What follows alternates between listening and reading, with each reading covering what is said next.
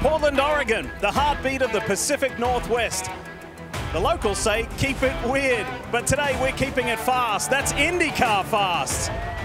And that's what you're going to need to be if you are in contention for this NTT IndyCar Series title over these final 2 weekends. And the driver carrying the most pressure, the 2014 champion Will Power of Team Penske. He leads the way now, but will it be that way at the end of today? This championship fight is tight. The last 100 mile is won by Will Power. Oh, God. Within whispering distance of the championship. This man's on a mission. That's his 5th win on the season. Good job, guys. Scott Dixon chasing his 7th IndyCar championship. Did it, buddy. You just won the Indy 500. I can't believe it. I'm so happy.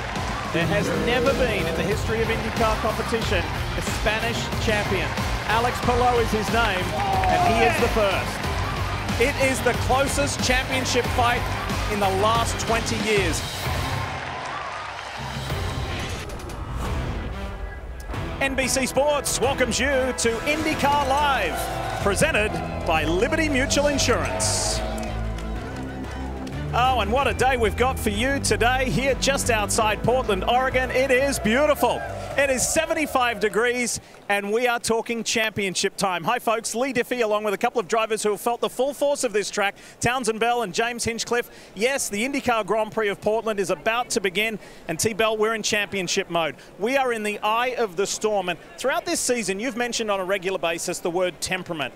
Let's just park that there for one moment. Let's talk championship mentality. How do you attack these next 2 weekends if you're one of those 7 in contention? Well, I think if you're a contender, your attitude for this race really depends on your path to get here in the first place. The first half of the championship this year, it was wildly unpredictable. As you see the tracer here, now things slow down at Iowa. We start to settle into a picture. Marcus Ericsson's the one that's gone from the top after winning the Indy 500 to 4th in points. He's on his back feet. Totally different than Will Power, who has confidently and consistently been at the front and leads this championship right now. So I think it really depends, James, on exactly how you got to this point. But then you throw in the unpredictability of this racetrack, and all bets are off. Well, that's just it. I mean, we've had some real surprise results here at Portland, and that's largely because we have the most unpredictable corner complex of the entire calendar right down the way here in turn 1 and 2. It can be complete mayhem, Townsend. So you talk about temperament coming into this race and how that affects your approach.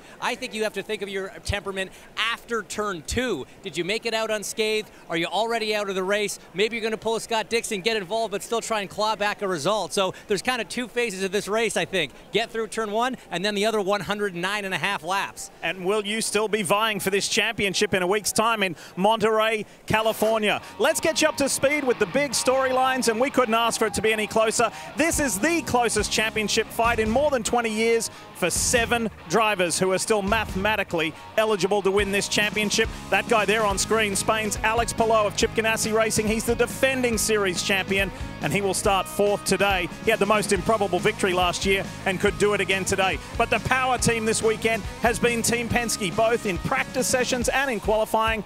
The captain's men owned qualifying, and they lock out the front row. So let's hear more from the man who's going to start right at the very front with Kevin Lee.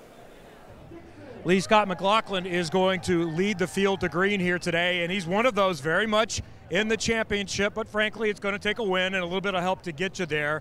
And you've got the championship leading teammate right next to you. How do you approach turn 1? What have you guys said? Look, it's just we got to be smart, right? But you know, at the end of the day, for me, ideally, I need to win today. But we need to do the best thing for the team. You know, whenever we get to a point, if it gets a little awkward. So yeah, I'll keep pushing on here. The Freightliner Chevy feels good. It's going to be a bit of a wild card into 1, but hopefully we come out unscathed and we're okay. Hey, regardless what happens, what a turnaround it's been. He hadn't driven an IndyCar in a couple of years. He's a 2-time race winner, 3rd time on the pole. That's Scott McLaughlin. To Dylan Welch. Pato O'Ward rolls from 5th today at Portland, so you're in a unique situation in the points. You're still mathematically in, but you've got some ground to make up. How do you approach these next 2 races and starting here today in Portland? Yeah, man, I think we got to win this race. We got to win this race in order to have a shot going into Laguna. And that's our goal today. You know, it is obviously our goal every single time we race, but I think specifically today we won't lose much if we're last, and there's lots to gain if we can take risks, right? We need to do the opposite of what the Penskes are doing because you know, they've obviously been untouchable this weekend. So I got faith. I've got faith in my team. I know I have a great group of people behind me. I know they have faith in me, and let's see where we come out at the end of this race. He's always confident. Love that about Pato. He'll roll from 5th again today and look for win number 3 this year. And Dylan, if you want to talk championships, it's so appropriate that we welcome in Chip Ganassi Racing, 6-time champion. Only one driver in the history of this sport has more. That's AJ Foyt. Here he is, Scott Dixon. He is ready to go. I don't know if you realise this or not today, mate. It's your 305th consecutive IndyCar Series career start. You're racking up those big numbers. You're starting a little further back than where you'd like to be. What do you expect today? Yeah, a lot further back. I think we were kind of shocked, you know. I think Q1 on the blacks we were 2nd place and then went out on the reds and kind of just went nowhere. And the balance was actually pretty good for both myself and Marcus, and came in and I was like, hey, you know, where do we end up? And they're like, we didn't make it. And I was kind of shocked. So we've definitely struggled a little bit, I think, on pace here and there, but nothing's standing out for us. But I think our long run pace and warm-up seem to be decent, so we'll see how today goes.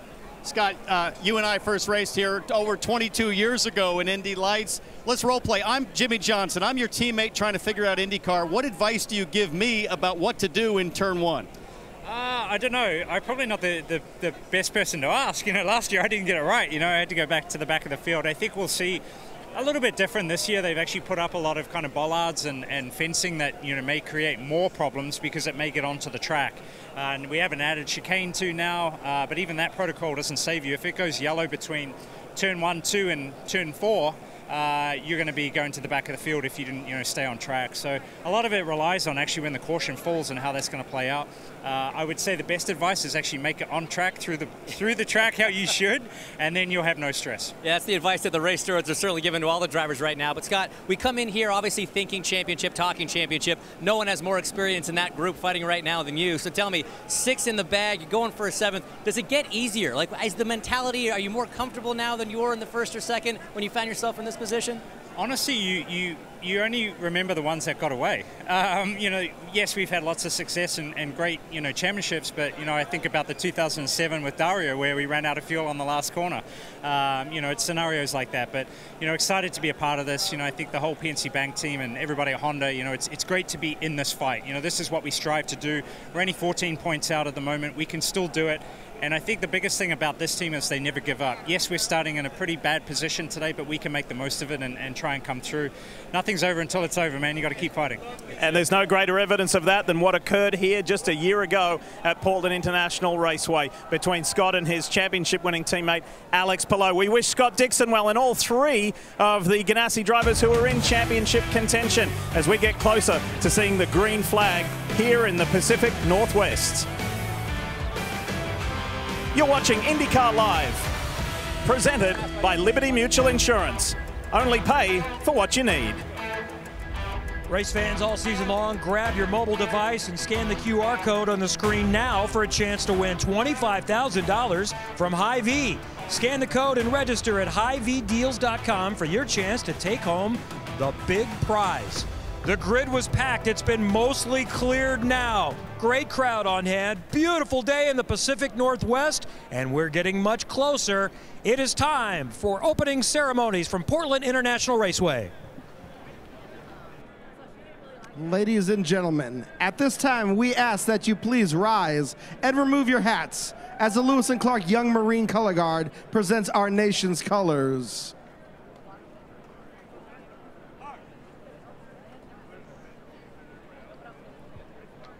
Please remain standing as Chaplain Jason Holt of IndyCar Ministries offers today's invocation. Father God, we thank you for the gift of life and for creating such a beautiful place. Father, we thank you for the brave men and women that are serving both overseas and within our borders, guarding our freedoms to be able to gather like this today. And so, Father, we pray for our drivers, teams, safety personnel, and these great fans that we would have a smooth and a safe day of racing. But most of all, God, we say thank you for the hope and the love that's available at the cross of Jesus Christ for all. In Jesus' name, amen. Here to honor America with the singing of our national anthem, please welcome country recording artist Jesse Lee. Oh, say, Can you see by the dawn's early light what so proudly we hailed at the twilight's last gleam, whose broad stripes and bright stars through the perilous fight o'er the ramparts we watched were so gallantly streaming, and the rockets' red glare, the bombs bursting in air, gave proof through the night that our flag was still there. Oh, say does that star-spangled banner yet wave o'er the land of the free and the home of the brave.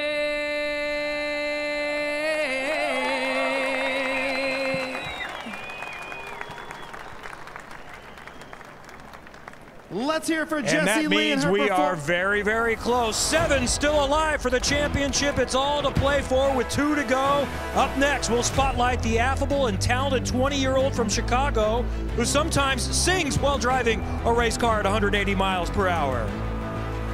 You're watching IndyCar Live, brought to you by Liberty Mutual Insurance. Only pay for what you need.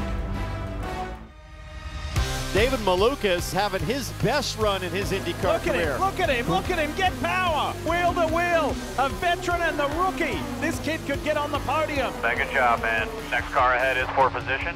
Here he comes. Outside, outside, outside, clear. Keep it up, let's go get the next one. This is the drive of his life. Currently P3, go get him. This is the closest he's been. Got a good run on him, let's go, let's do it now. Inside, inside, clear. Unbelievable move, and he's not content with second. Go get him, it's a white flag lap. He's trying to go for the win, but he's out of time. Oh, it's so close, so close. Oh. All good, brother. Mega drive today, man. What a show a couple of weeks ago outside St. Louis. David Malukas with a runner-up and a very impressive rookie season for the 20-year-old, and equally impressive for the now 21-year-old Christian Lundgaard, who's starting up front today, third on the grid, but this one is going to go down to WeatherTech Raceway Laguna Seca for another championship. Now, speaking of David Malukas, he came into the season with success in Indy Lights. Remember, he won here last year and finished second in the championship, but I talked with David just a few moments ago, and he, frankly, was not expecting this year. He said the original goal was, hey, we want to finish in the top 20, then it was top 15, and now all of a sudden top 10s. We're not happy with that. Our runner-up a couple of weeks ago, they're now on the brink of being able to win. To Dylan Welch. And Kevin, the Rookie of the Year battle is so exciting. Christian Lundgaard is the leader of that points championship. David Malukas finished second a couple of weeks ago, so how does Lundgaard respond this weekend? He's been one of the fastest cars on the racetrack all weekend, earned a third-place starting spot this afternoon here in Portland. And that pace has been a work in progress all year for these Rahal, Letterman, Lanigan cars, but they're finally in a spot where Christian is comfortable with the race car underneath him. And Diff, wouldn't it be a fun shakeup in the championship if one or any of these rookies was able to find victory lane today? Dylan, I think it would be fabulous, and for this 21-year-old Danish driver Christian Lundgaard, it is a pretty mean feat to make it to the Firestone Fast 6 in qualifying, and that young man has done it now for the 4th time in his very early career in the NTT IndyCar Series. Getting close to going racing. 2 races remain in the 2022 NTT IndyCar season. This championship fight is the closest between 7 drivers in more than 2 decades, each bringing their own talents to tackle the road ahead. But Portland International Raceway has one of the most challenging first corners. It's 3 cars, 4 cars. Everybody's going on. Make it through, and you've got a shot to win and take one step closer to an IndyCar title.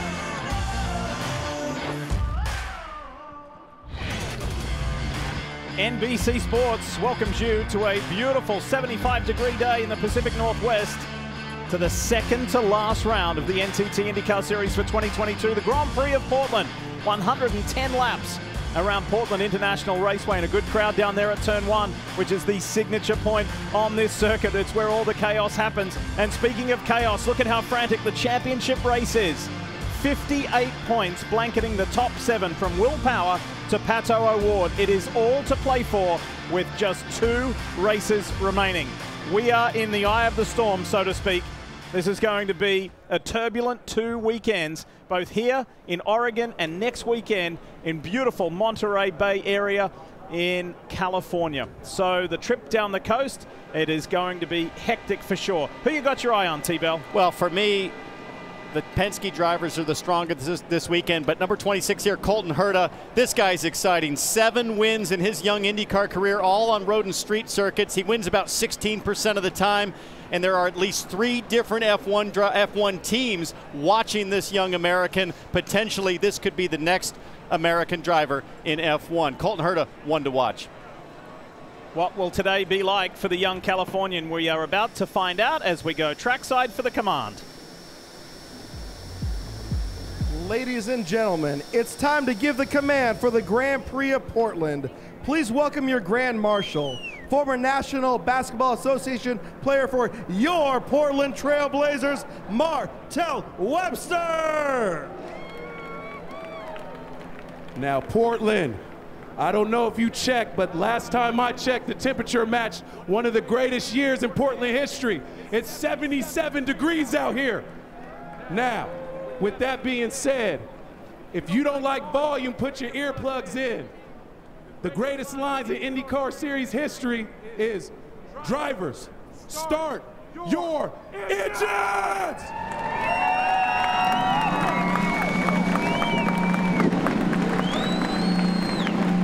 That was a command to remember. Bringing the energy. It's time to bring the action when we come back.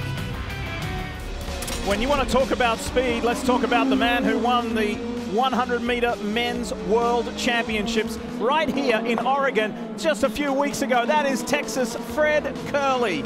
There he is, former 400-meter specialist, made the transition to the 100 prior to the Tokyo Olympics, won silver in Tokyo. He is your reigning world champion. And speaking of world champions, he's going for a ride with the one and only Mario Andretti. That's speed of a different kind. Oh, and he's into it. He's a car guy. I was talking to him just before he climbed into this thing. This guy loves to go fast on foot or on 4 wheels. Silver in Tokyo, but he is a world champion as of a matter of weeks ago. Awesome to have Fred Kerley here. And of course, we wish him well at the World Championships next year, and all eyes on Paris 2024, where he may win the Olympic gold in the men's 100. Let's get you to the starting grid here for the IndyCar Grand Prix of Portland. And for the 3rd time in his young career, Scott McLaughlin starts on pole. Terrific job for McLaughlin, but Will Power in an equally quick Team Penske car starts next to his teammate. It's going to be fascinating to see who gets the jump on the start, because IndyCar is going to let this grid start a little earlier than we're used to seeing. Now, there should be an asterisk next to Joseph Newgarden, because Newgarden actually qualified 2nd, but had a 6 grid spot penalty for going over the allocated amount of engines that you're allowed per season. That got him those 6 drops in addition to Dalton Kellett as well. He received the same treatment there. So you get a good scope of who is starting where. There are some big names a little further back than where they would like to be. For now, it's time to get you to the Honda track preview. And this may not be the longest track in the world at less than 2 miles, but one of the feature points is this 865 yard long front straight. That's kind of like 2 par 4s on a golf course, all the way down to that really tough turn 1. That's where we find our own James Hinchcliffe. Hinch? That's right, guys. There are 25 seats behind the wheel of an IndyCar. Those are the only 25 seats in this place, better than one I've got right here as we ride on board with Scott Dixon for the Honda Track Cam. We're down here in 1 and 2, and as we've talked about off the top of the show, it's a catastrophe. 11 out of the last 14 races have had a caution here in the first lap. Here's some of the takes, whether you're starting on the front row, mid-pack, or all the way at the back. Sometimes someone comes from nowhere and takes you out. Townsend, it can be an absolute parking lot down there into turn 1. A parking lot or a bowling alley, because in years past you've seen everything, including Marco Andretti going up over you, James, and inverted Total chaos here on dirt, but the miracle that year was this guy, Scott Dixon. The miracle on dirt, I called it at the time. Everybody else damaged, destroyed, but Dixon was able to stay running and unscathed and continue.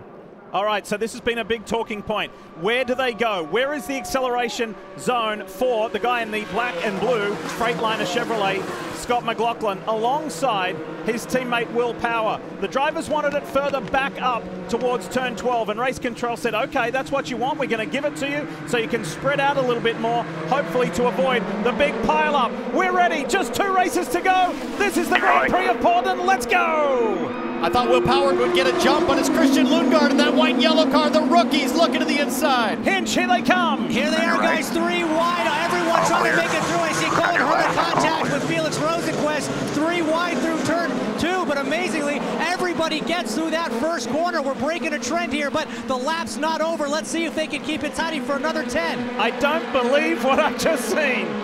It is a miracle indeed. Nobody apparently with hard contact. I saw Rinus VeeKay in that solid orange car making a brilliant outside move, but talk about brilliance.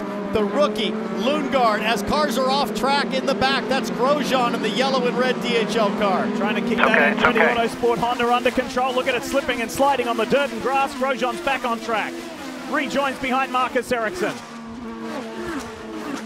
David Malukas there in the the white, red, and black car making a move on Felix Rosenquist in the McLaren. Here comes Malukas, so impressive at the last race in Gateway. His first podium finish, came home second.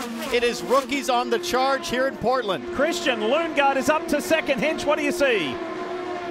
I see a great lead already from Scott McLaughlin. Everybody nose to tail. No one making a big lunge here. As I say that, one of the Meyer-Shank cars taking a look, but lockstep right now. A lot of curve being used. Everyone well behaved so far. 1 lap in. This is a great start. It's a great start also for McLaren's Pato O'Ward, because as you see on the pylon there, O'Ward is on the harder black tire. The fact that he's able to hold position in 4th, that's going to help. It's going to help him to run a long stint and battle against those softer red tire cars early on. Watch this replay with Grosjean. How many times is Grosjean going to try the outside only to get shoved off the racetrack? That's happened to him 4 or 5 times this season. It was Dixon on the inside, the Sexton Properties all black number 14, that's AJ Foyt's, Kyle Kirkwood, and then Romain Grosjean says, I'm going to try and sweep around the outside. Unfortunately, it doesn't work for the former F1 man. That's a bold move. It didn't pay off. Kyle Kirkwood stuffed in the middle there between the 2 cars, but up front they start to fan out. Now the reason it's so important that O'Ward was able to hang on is the top 3 runners all have the softer red tires, but in about 10 laps, especially in these temperatures, track temp over 100 degrees, those red tire cars should start to struggle a little bit on tire degradation, and the advantage would go to Pato O'Ward. Let's check in for more on Pato with Dylan. And remember what he told us pre-race. He said, we're going to do whatever the opposite of the Team Penske cars are doing. They've been so strong all week. They've got to do something. And the mentality of win or bust was reiterated several times in the pre-race radio communication. So these guys are all about the win. They're all about doing something differently. That's what they feel like they have to do today if they're going to beat the Penske cars. It's working out for them so far. Here's leader Scott McLaughlin, handy almost 2 seconds over Christian Lundgaard and then Will Power. They're coming to you, Hinch.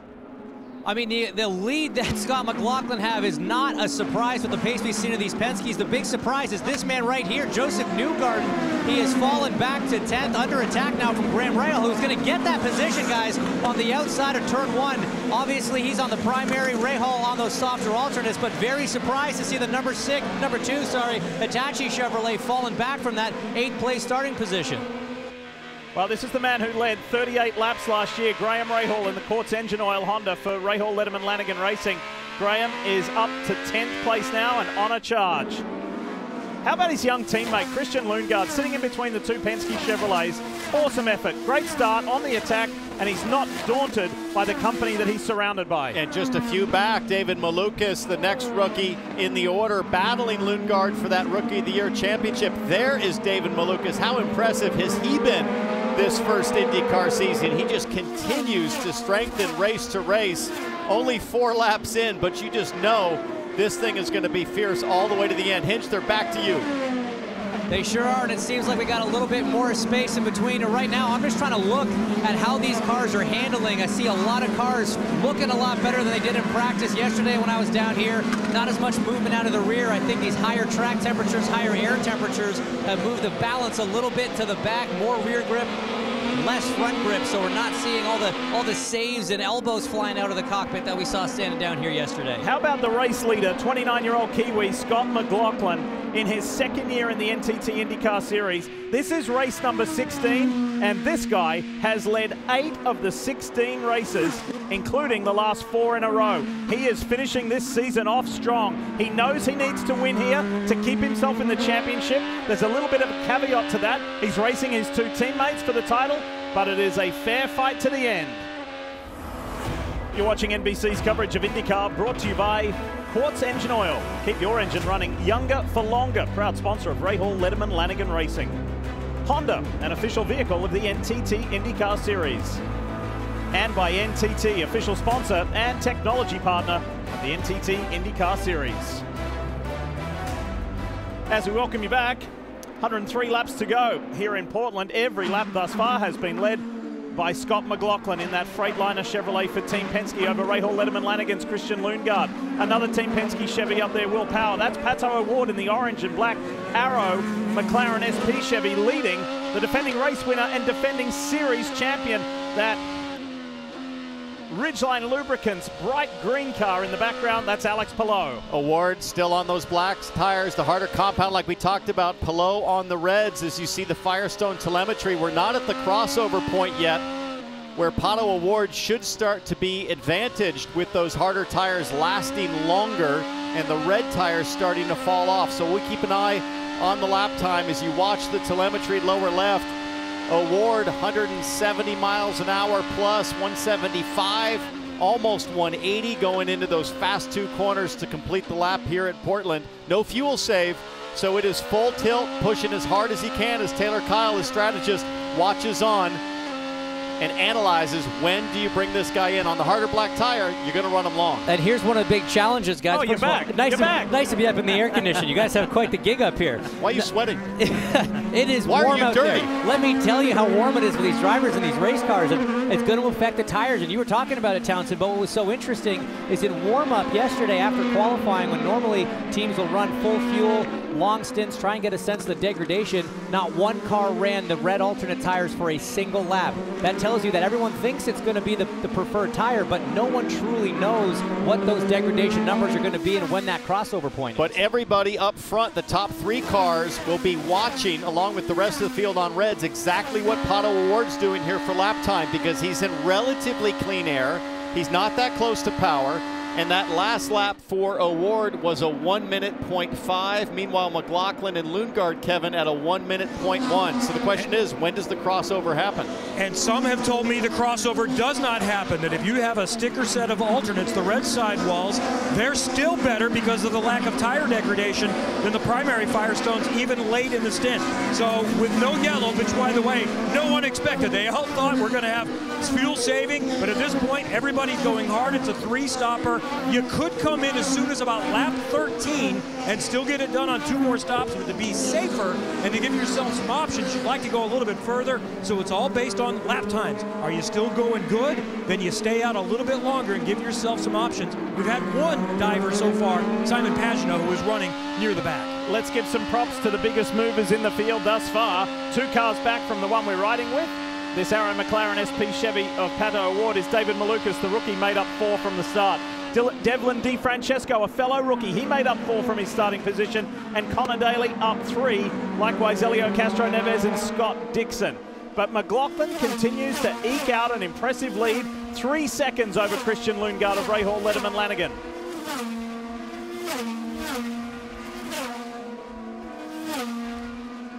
Just watching the gap there, lap 12 right now. Jimmy Johnson about 30 seconds back. So at the pace McLaughlin's turning right now, in about another 10 laps, maybe 12 laps, McLaughlin would catch the back of the field if he stays out that far. Back to Kevin. Everyone is intently listening to the scanners to see what people are thinking and talking about.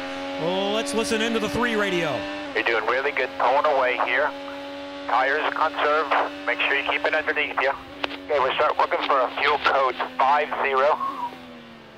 And they're on the stickers, but some of those behind, I believe Christian Lundgaard started on a scuff set of reds, so he may not be able to go as long in his first stint as McLaughlin and Power can. That's Kyle Moyer, that's the voice you just heard, who calls the strategy for Scott McLaughlin, who has been the driving force behind Scott, along with his engineer Ben Bretzman, to put him on the top step of the podium twice, 2 wins, 2 seconds, 2 thirds. It's been quite a remarkable sophomore season. Well, it's been such a remarkable setup for Team Penske. Just look at the hands here. Look at how quiet and calm Scott McLaughlin's hands are. Despite turning the quickest laps of the race so far, everything is steady, very measured. You don't see any big corrections or slides. It is exactly what you want as a racing driver. A perfect day so far. Kev? Romain Grosjean is coming in. He was in that tussle in the opening. He had fear that there was some damage to the front wing. They said the balance was still good. The front wing is okay, but you see a couple of big turns on the front wing, but that's also because they're changing from the primaries to the alternate Firestones. Mid-pack, they had some options, but then he fell back to 21st or so, so they're going to go off strategy. They're hoping that there's a caution that cycles them up to the front, but they still are in position with some fuel save to make it home in 2 more stops. This will mix things up, James, for Scott McLaughlin. As you just saw him at the tail end of the shot. Grosjean on cold tires. McLaughlin will probably have to contend with the slower car of Grosjean at some point here. So you mentioned about McLaughlin's hands, Townsend, looking relaxed. He's in the mode. You know, part of the contributing factor, he is playing golf almost every day. He thinks he might be playing at Pebble Beach next week, and he's got his handicap down to 7. As we go down to pit lane, here's Dylan. So here's Scott Dixon, who again started mid-pack. They started on the black tires, and a host of other cars coming in now. So these are all mid-pack cars, just trying something different here to get some track position. Yeah, it's not a bad strategy. Get off those primary tires. As we said, the reds are probably going to be the preferred tire. Now, these in and out laps during these green flag pit cycles are so important. You want to be spraying the push to pass. You get 200 seconds of push to pass here in Portland. Gives you about a 50 horsepower boost, and you use that when you're pushing on your out lap, when you're trying to get into the pits, and that can have a huge effect on how many positions you make up. Scott Dixon didn't have a great qualifying. Started 16th in this race, but by not making it to the final round of qualifying, it means he has an extra set of sticker reds. So that's the only saving grace is Joseph Newgarden, the first Team Penske driver to hit pit lane. Here comes the Hitachi Chevy, and it has been a little bit of a frustrating opening stanza to this race, Kevin, for Joseph Newgarden. But not that surprising, because he started on the primaries, the blacks. They're not as quick, and they really don't get you any better life. So they expected to just try to survive, get in as soon as they can. This is on strategy for Joseph Newgarden. Now he goes to the alternates. He should have some clear track. We know this car is fast. He qualified second yesterday, so keep an eye on what Newgarden can do. Able to get out in front of Scott Dixon and continue. Last year's winning strategy was a 3-stopper, 4 stints.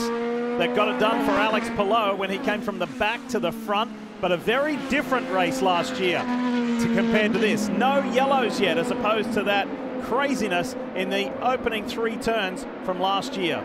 And if there's no yellows, it means the only strategy option really is just figuring out which tires to run when and for how long. Dylan, more cars coming to you.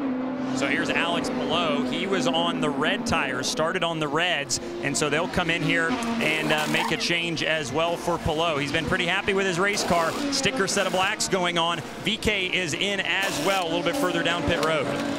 Yeah, they dropped the wheel nut on the inside front tire there, but a good job. You can see it rolling across pit lane. As Alex left the pit box, he probably drove over that discarded wheel nut, but a pretty quick recovery there from the 10 crew. Great job to them. Palou beats Newgarden out. But at some point, Townsend, he's gone probably scuff reds to start, now sticker reds. You have to run 1 set of sticker reds as part of the rules. So take a look here on the left-hand side of your screen. You can see the wheel nut is running around down this pit wall there. So they had to grab a backup wheel nut. All the mechanics keep one on their belt, pulled the new one off, got it hand-threaded onto the hub, and then got going. Here we go. Remember that wheel nut. That'd be a nice souvenir after the race. There's Scott Dixon on VK. He's going to cross him up at the exit, probably get on push to pass. Indeed, all 6 of the green lights lit up, both sides of the steering wheel. Kevin's with David Malukas.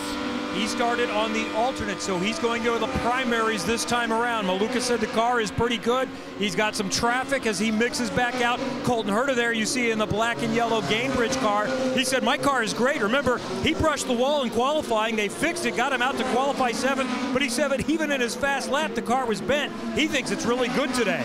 Man, that was a massively brave overtaking maneuver from Scott Dixon on Rinus VeeKay there into the back straight into turn 10, Townsend. That's a fifth gear, 140-mile-an-hour corner, and he just sends it around the outside. And a 50-50 situation. I didn't know how VeeKay would treat that, but full respect VeeKay gave to Scott Dixon, the 6-time champ, and Dixon flexing his authority to get to the front. Meanwhile, look at Palou on Rosenqvist. The high-low, Felix Rosenqvist went in a bit deep. He's going to have to defend now against Josef Newgarden, who's going to get a great exit out of turn 7. Easy pass there for the number 2. Here's third place, Will Power. Kevin. And he comes in and he's going to a scuffed set of reds. He just said on the radio, I think the blacks are better. He was on red, so I'm not sure if he's just looking at what he's seeing from his competitors or has figured something out, but Power blends back in. So far, I'm not seeing any advantage for the blacks as Pato O'Ward has fallen a full 12 seconds behind Scott McLaughlin, who started on the red. So O'Ward hanging on to these black tires. The lap times have stabilized right at about 1 minute. 0.5. And if the speculation was correct that Lundgaard started on the scuffed reds, even used reds are better than blacks at this point. It looks like side by side. Colton Herta, Felix Rosenqvist. He gets through on Rosenqvist. Rosenqvist is still getting those tires up to temp after his most recent stop. Felix said this was their best race a year ago. And Rosenqvist on blacks and struggling to hold off Colton Herta, Alexander Rossi on the reds. Dylan, here comes Pato O'Ward, almost certainly going to put the red tires on. He is indeed. He's got a set of sticker reds laid out, so that's what they'll do. They're done with the black tires now. That's what they started on, so it can be reds from here if they want it to be. Front wing change, 1 turn for Pato. By the way, Lundgaard did start on used reds. They're going to save their stickers for the end of the race. Teammate on teammate there. You saw the yellow and black Gainbridge Honda of Colton Herta round up Alexander Rossi, his Andretti Autosport teammate. Now O'Ward is released out in front of Dalton Kellett, and he gets out ahead of David Malukas, just a couple of cars back. There's Malukas there in the Dale Coyne with HMD Motorsport Honda. A 20-year-old from Chicago running well, but nobody as good as Scott McLaughlin up front. The leader at Portland International Raceway, Scott McLaughlin, has made his stop. It was a good one, 7.5 seconds. He goes to a used set of reds and is back out on track.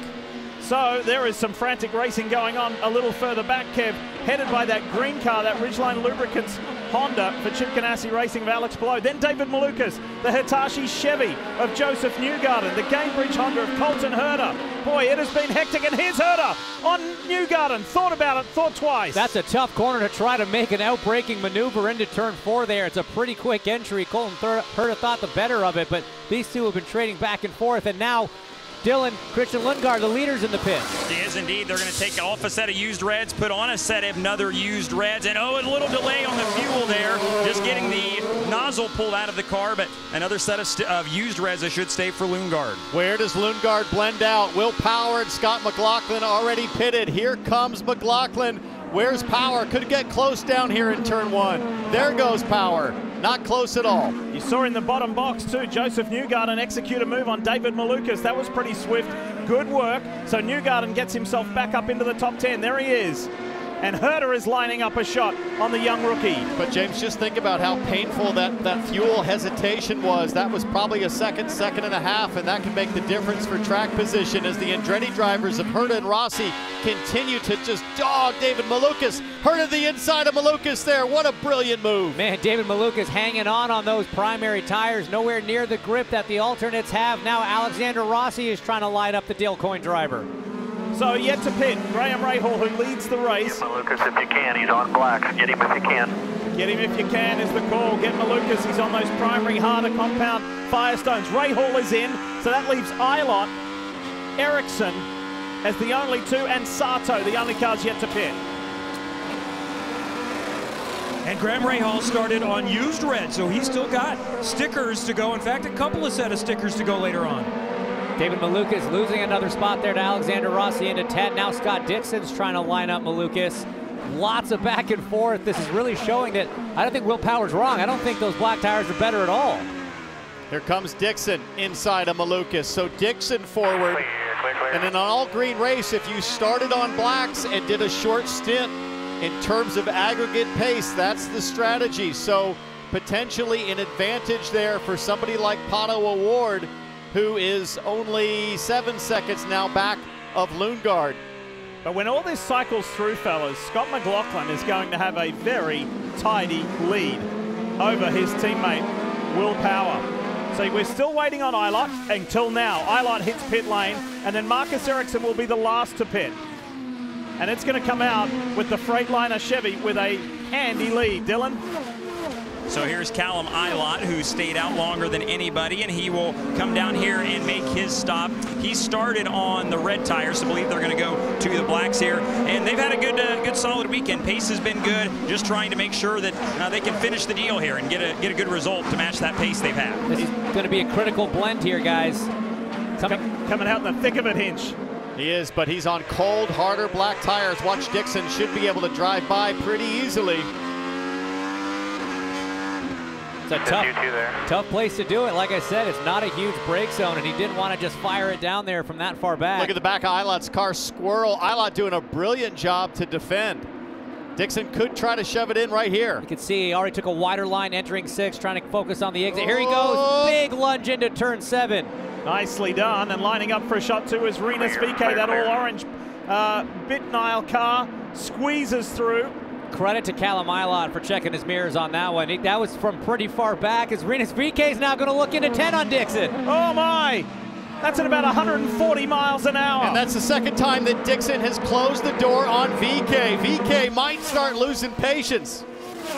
So let's go back to the top. Scott McLaughlin leads by 4.5 seconds over Marcus Ericsson, who is yet to pit. And then Will Power, Christian Lundgaard, effectively second and third on the road, and Pato O'Ward, and then Alex Palou. We pick up Joseph Newgarden, and Graham Rahal is 8th. Colton Herter, then Alexander Rossi. That's what the top 10 looks like with 85 laps to go here in this IndyCar Grand Prix of Portland.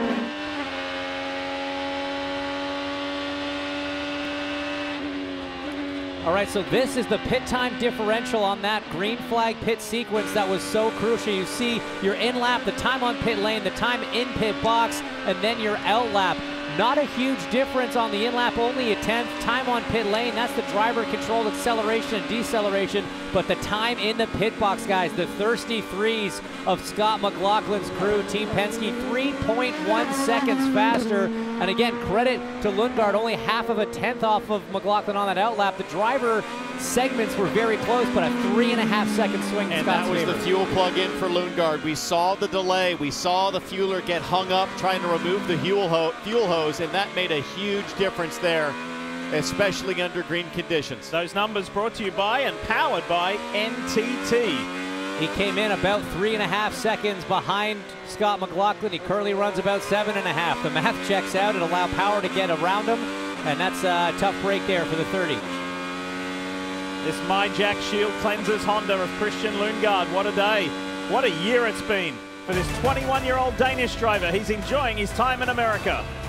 Quick reminder that throughout the IndyCar season, which we've only got one more race left after this today, grab your mobile device and scan the QR code on your screen for a chance to win $25,000 at HiVDeals.com. It's real simple. Scan the QR code and register to win, and we say thanks to our friends at Hy-Vee. And we also say thanks to Geico for bringing us beautiful images like this here in the stunning Pacific Northwest on a beautiful day like today. We've broached 80 degrees for the ambient temperature. And speaking of getting hot, that's what Scott McLaughlin is in this race. He has led 27 of the 30 laps thus far and just looks controlled. He looks fast. He looks smooth. It's all going to plan. Picture perfect, just like the grandeur of the Pacific Northwest. I mean, I can just see how relaxed McLaughlin's left hand is. Look at that left thumb's not even really clinching the wheel that hard. Just fingertip driving right here, taking care of the tires, making sure not to introduce too much slip angle or any lock front or rear in the brake zones. McLaughlin with that 6-second gap, except he has not run the harder tire yet. It's going to get harder for McLaughlin, just not yet. But neither has Power, neither has Lundgaard. So the two drivers he's really racing, Ericsson, of course, still has yet to pit. They're going to have to all do a stint on the primaries, probably at the same time coming up here, likely in that next stint. But Guys, we've seen this from Scott McLaughlin. When he starts up front and is out front, he is nearly untouchable. Speaking about being up front and untouchable, Kevin Lee is with a very special guest. Kev? And someone you know quite well. He won the World Championships this summer in the 100 in track and field here in Eugene, and he's a silver medalist in the Olympics. Fred Curley. Well, I know you can go fast, including around the corners in the 400, but what about the two-seater ride today? How was that? The race was actually fun. It shocked me a little bit, but I was excited to get in the car. It was a fun experience. I know it's your first time in an IndyCar race. What do you make of this? Well, it's totally different. So it's just like, it was fun. It was enjoyable. I wish I could do it again. And you're not done yet. You'll be at Paris, all things going well, for another chance in 24, right? Yes, sir. So all about preparation, just like any other thing. Just get ready, prepare for the bigger race that's coming up. We love watching you perform. Thank you for coming to an IndyCar race. Thank you, too. His best over the 100 meters is 9.76. He ran a 9.86 to win the World Championships a few weeks ago in Eugene on the grounds of the University of Oregon. I tell you what, that guy is tough, because we saw him run 400 meters. He got criticized for switching to the shorter distance, and he won Olympic silver, and he's a world champion. Here is the final car to hit pit road. Dylan Welsh has more. And it's Marcus Ericsson in the PNC colors this weekend, so he started on the black tires. They've got an extra set of sticker red because of a qualifying effort near the back of the field in 18, so they've got that sticker set, one of those sticker sets on now for Ericsson. So look at that number, lap 33. That gives you a pretty good idea of what fuel range looks like when we get to the end of this race. That means you can make your last stop at right around lap 77 and still get home. But the strategy hasn't really played out on the overcut for Marcus Ericsson. He ends up blending out in P18, so running all that distance, just kind of losing lap time to the people on fresher tires. He's going to have shorter stints coming up, but not a lot of track position on that one. And again, we say no yellows so far today here at Portland International Raceway. No cautions, which is really quite odd. Now, Romain Grosjean in the DHL Honda for Andretti Autosport has just served a penalty. Here is the reason why.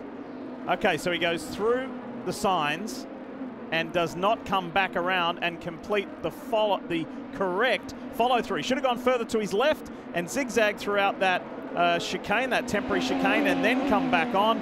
Instead, he kind of did a shortcut. He did this in practice, too, and IndyCar was pretty clear on how they were going to regulate this, but the expectation is he's supposed to now adjust his time. Really, 5 seconds should be the loss for taking that line through there, as this is the proper run. You're supposed to make, excuse me, you're supposed to go like this, right? Yeah, what but Grosjean should have done is come like this or come like this through, made an effort to use the drive-through. He didn't do any of those, so we'll have to see how IndyCar addresses that. Well, he served a penalty for it already, so penalty has been issued and served. But like you say, if you do go through those signs like he did, you have to make an effort to go driver's left and get through those chicane barriers. And failing to do that, the penalty is going to come, and it did. So an unfortunate break for the 28 crew and Romain Grosjean. All right, let's talk championship, because that's what it's all about. 7 drivers started today, still in contention for the NTT IndyCar Series Championship, which will be decided next week at WeatherTech Raceway, Laguna Seca, on the beautiful Monterey Peninsula.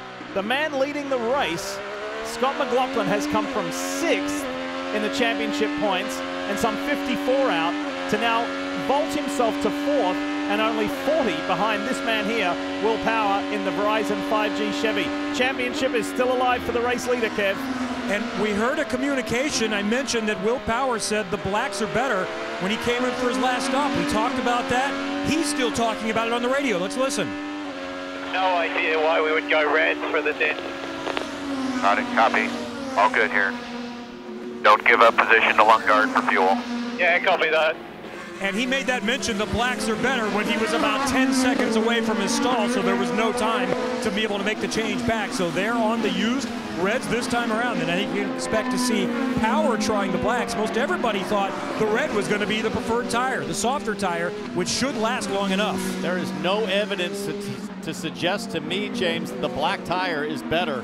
Well, based on anything I've seen right now. I agree with you, Townsend, and frankly, if that's how he thinks it's going to go, he should be thrilled that in his next stint he gets the blacks and the cars around him who in theory prefer the reds are also going to have to go to their less preferred tire. But if I was his race team, I would correct his assumption and run him a short stint on blacks just because of the body of data. As you see the Firestone telemetry, long pause before you pick up power, and then wide open down the long front stretch, and then you brake as deep as you can. Tiff, this is a game of chicken. How far do you go before you hit the brake pedal? And it's a game of chess too, mate, right? Because it's championship chess, and the way that it looks for this guy who we ride with, Will Power, the 2014 Series champion, he's extended his championship lead as we run right now.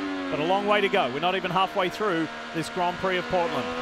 I'm still floored that we're sitting here on no cautions. I mean, I know we got through the start, but still, it's always tempting to make a move into turn one when you're close to another competitor. We've seen a lot of wheel-to-wheel action for this track so far, and still not a single foot put wrong. I continue to watch Pato O'Ward there running in fourth because Power and Lundgaard will have to run those black tires still, along with McLaughlin. McLaughlin's got a nice lead, but Pato O'Ward has already run and dumped those black tires. He'll most certainly run red all the way to the end. So when the other drivers switch, O'Ward will be on the charge. Speaking of Pato O'Ward, let's go to the Arrow McLaren SP team and let's do a little spy cam. Have a listen. Okay, we've got about 15 more laps in this stint, 1-5. Power and Lundgaard are ahead for position. You're currently P4. Power's pace 61.3. You are closing on these guys, and they all have blacks to run. More red tires till the end, so keep chipping away. Your pace and your fuel number are very good. How much do you like to hear that, guys? How much do you like to hear that encouragement? You love to hear that. And you just cinch your belts down a little extra tight, put your head down, and just start clicking off laps. Make sure you protect the tires, but it is charge mode. And now, if you're O'Ward, you can see Lundgaard's getting closer and closer in front. Second year in succession that this driver from Mexico has been in the hunt for an NTT IndyCar Series title. It's not over yet. You're watching NBC's coverage of IndyCar, brought to you by Shield Products, your full-time lineup of disinfectants, cleansers, and PPE products, and proud partner of Rahal, Letterman, Lanigan Racing. Liberty Mutual Insurance, only pay for what you need. And by Hy-Vee. Throughout the race season, HyVeeDeals.com provides a chance to win $25,000. HyVeeDeals.com, proud sponsor of the number 45 car. That is Jack Harvey. And Jack runs in 16th place at the moment. This was one of the highlights of his season last year when the British driver finished in the top 5. So a little bit of digging still to do for the man behind the Hy-Vee Honda. Welcome back, folks. Lee Diffie, Townsend Bell, James Hinchcliffe, Kevin Lee, and Dylan Welsh on an 81-degree day here in the Pacific Northwest at Portland International Raceway, where New Zealand's Scott McLaughlin leads by almost 7 seconds over his teammate Will Power. Keep an eye on this battle for 5th. It's Palou, Newgarden, and Rahal. Palou and Newgarden have been running nose to tail, and I'm sure Joseph Newgarden desperately would like to get by at this stage of the stint. They're both on equal tires, but with the other two Team Penske drivers at the front and Newgarden in the hunt for the championship, he's going to get more and more antsy to get by with every lap. Yeah, when you look at the track map and where all the cars are, there definitely seems to be a bit more of a train behind Alex Palou right now than anywhere else on the racetrack, so that definitely tells you he's running a slower lap time than what a lot of those cars behind him could do. And Joseph Newgarden, as you say, going to be doing everything to get ahead of him in that clean, fresh air that's in front of him. Here he goes. Here we go. Looking the inside. Newgarden's got it. What a move. Decisive on the brakes, Townsend. Very late, committed into turn 10, but kept it under control. Elbows out and foot down. Newgarden is clear and away. And now further up the road, it's Pato O'Ward. So head down now for Newgarden. He's got 7 seconds of clean air almost in front of him to play with, and he's just going to be loving how his car changes. It gets so different when you go from running behind a car in traffic to out in clean air. And like Pato O'Ward, Newgarden has already satisfied the tire requirement. Started on the harder blacks, will finish out the race most likely on reds. Push hard. And that's the advice. Push hard. We're going to need that. He may not be leading the championship, but there's been nobody better this year in 2022 than Joseph Newgarden. Never in his career, keep in mind he's already a 2-time champion, never in his career has he won 5 races in a season. He has this year. Here's Graham Rahal on Alex Palou. Pulls out of the draft, rounds him up. This was a great run by Rahal here last year, and he's having another one. And Palou has plenty of seconds to push to pass left, 92, but it sure seems like he's getting freight trained there on the straightaways. Yeah, it didn't necessarily look like he got to it, or maybe just didn't get to it quite as quickly as Graham Rahal, because that was a pretty big jump. You see Graham with a lot more push to pass on the pylon there, 145 seconds to Pelot's 92, and we're not even halfway done this race. Pelot's more than halfway done his push to pass allocation. Here's Dylan Welch, what you got? Hey, so we see Scott Dixon on screen. A cool initiative between his team, Chip Ganassi Racing, and PNC Bank, his longtime sponsor, throughout this entire year, but especially this weekend as well here in Portland. PNC Bank and Sport Oregon hosted a women in motorsports panel in downtown Portland, which had a host of several female members of the Chip Ganassi Racing team. And we've talked about this initiative before. It's so cool. It's just aiming to raise awareness and support for gender equality and economic inclusion in racing. So the Women in Motorsports internship program took place this summer. There was 5 female college students that received fully funded internships based in the Indianapolis area. And it was a good success this summer at the Indianapolis 500. One of the interns, a female intern, worked alongside Angela Ashmore, who's the regular race engineer on Marcus Ericsson's car for the Indy 500 win. So it's a great program. Always great to have more women around the paddock, and the PNC Bank Chip Ganassi Racing team doing a great job to encourage that. And Angela Ashmore, the first female race engineer to be on the pit box to win an Indianapolis 500 like she did this year with Marcus Ericsson. Dylan? So here's Alex Palou, and we've seen him starting to backslide a little bit. They'll get 4 new Firestone tires on, the red tires going off for Palou. They've kind of struggled for pace all weekend, so just trying to maintain here. They tested at Laguna next week. They're trying to just get through Portland and then capitalize and pounce at Laguna next weekend. Black tires go on, but they'll have to do about 35 laps here on the blacks, James, and it just hasn't really worked out so far. A lot to play left in this race, but he came into Palou all the way at the back. Sorry, he came into this event as one of the outsiders, essentially, in the championship battle, still mathematically in it. As they run now, he would be eliminated, so they can't really afford to wait to Laguna to pounce. They really have to try to make something happen here. You see him 73 points out of the lead as they run now. 54 points is the maximum available on a race weekend, so once you're outside that threshold, you are no longer in contention going into next weekend's finale. If you are more than 54 points out, you are eliminated from championship contention. Look to the left. Here are how NTT IndyCar Series points are allocated.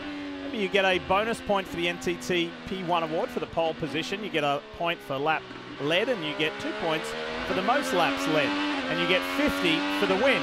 Now that is for a regular round. The only time we have double points is the Indianapolis 500, where Marcus Ericsson really cashed in. Look at McLaughlin flexing his fingers, tapping the wheel. Dalton Kellett about to go a lap down here to McLaughlin, as these two are about to have the ultimate green flag pit stop battle out in laps with Lundgaard and O'Ward, because Lundgaard is slowly falling into the clutches here of Pato O'Ward, and when it comes to pit stops, Lundgaard's going to have to go to that harder black tire. The 2 lap cars right in front of them there. So it's going to be complicated to try to clear those and keep Pato O'Ward behind. Kevin Lee. The strategy is working for Newgarden. He suffered through the primaries on the first end. He used sticker reds. He's now moved up about 4 positions. Another used set of reds. Back out, Dylan. It's used reds for Scott Dixon as well. Just waited on the fuel. Dixon's moved forward a little bit. Was running around the 10th spot when he pitted there. We'll see where he blends. Here comes his teammate Alex Palou in the green Ridgeline Lubricants car, so he tucks in behind his teammate. This is very reminiscent of last year, except the positions are very, very different. Scott Dixon, of course, on those red tires. Palou ahead on the black, so once he's up to speed, he should have no problem catching him. But look at the difference in strategy. I mean, Palou started 4th, Dixon started 16th. No yellows, and at this point they run nose to tail with Dixon and the advantage. Lundgaard in pit lane, Dylan. So they wanted to try to get Christian to run these reds as long as he could before they put the black tires on. They haven't been very happy with their black tire balance so far this weekend. Don't think they went quite as long as they wanted to there, though. Now they're going to have to just try to make do with these black tires. He's going to need a great outlap on the blacks, as you saw Pato O'Ward's crew going over the wall there, getting ready for O'Ward to come in. So we're about to see if the overcut works for Pato O'Ward on the softer tires. By Christian Lundgaard coming in now, if you're the 5 crew, you pretty much have to protect and come in on the following lap. If you try and stay out and a yellow flag comes out, then you'll have to pit under caution. Lundgaard would cycle ahead. You'd lose all that track position. What did you say, a yellow? We haven't seen one of those today. What are those? But yeah, I mean, if he stayed out any longer, it could be a huge risk. Kevin Lee, our leader, is in the pit lane. And 2 Penske's are going to come in. The top 2 in the race, Scott McLaughlin, they're in the blue and black Freightliner car. And there you see Will Power running second in the Verizon car in pit out. This is the primary stint for Scott McLaughlin. He easily wins that race off pit road. And now Will Power also, he is it. Watch the blend. Pato O'Ward in the Arrow McLaren SP machine. He's released. So McLaughlin was able to get out ahead there of Jimmy Johnson, so to get some clear track. Power comes out ahead of Callum Ilott. Can Pato O'Ward get out ahead of Christian Lundgaard? This is going to be close. Lundgaard's on hot tires, but they're black, so O'Ward just needs to eliminate wheel spin here. Don't get too crazy and get down to turn 4 in the lead. He should be okay.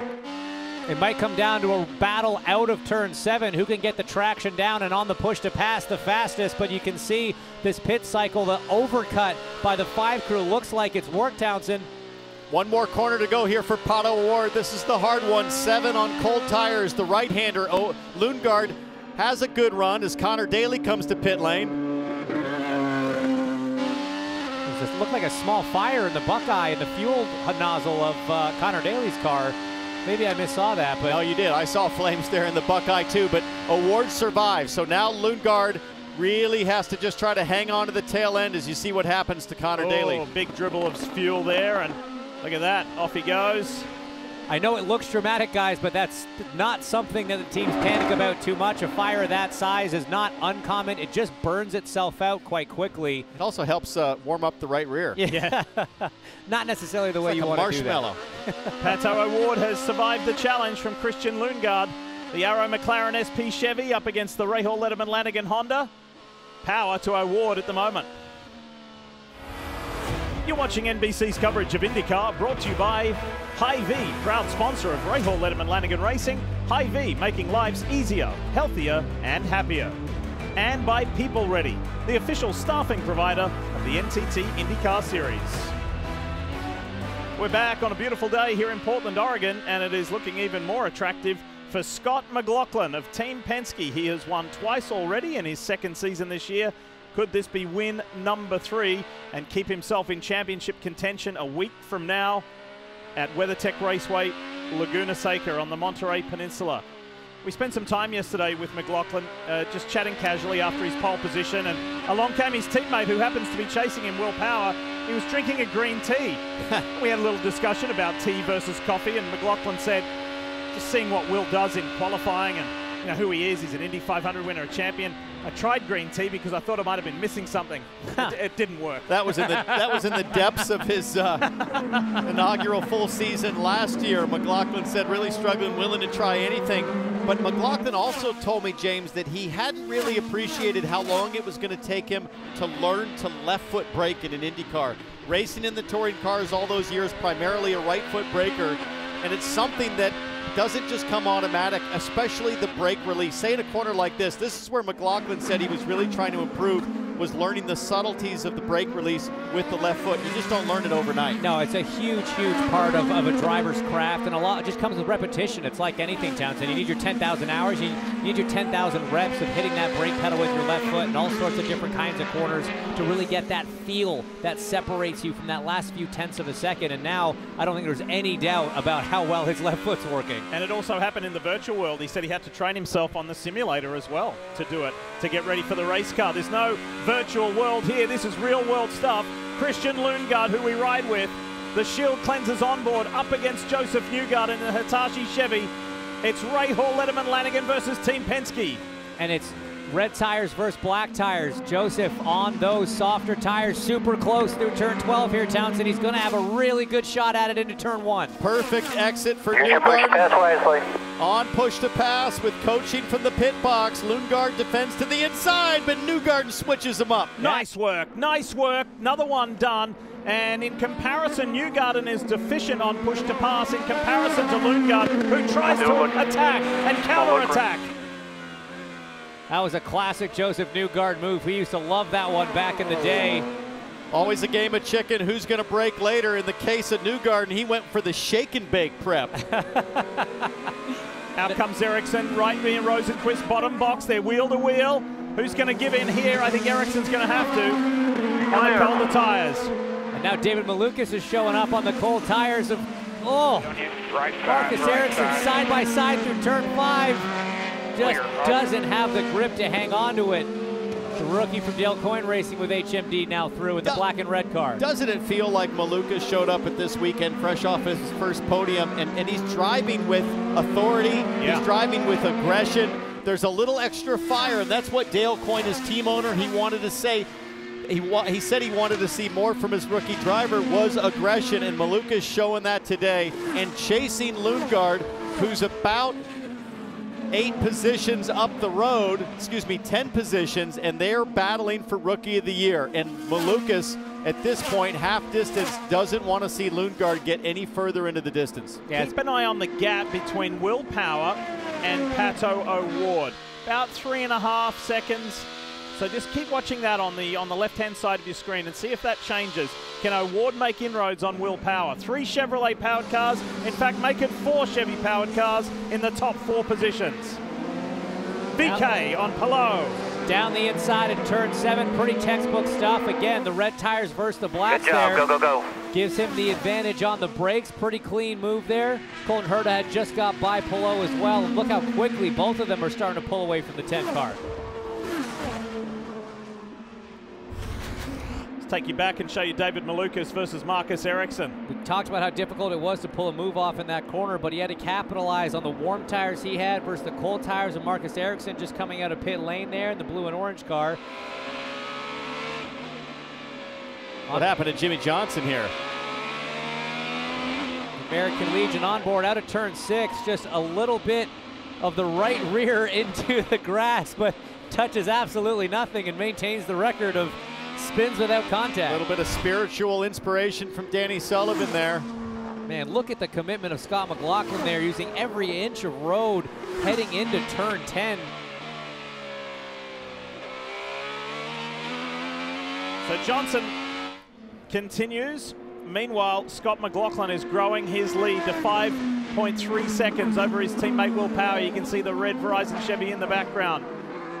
What a dominating performance. McLaughlin has already clocked off 52 laps in the lead so far with 53 to go.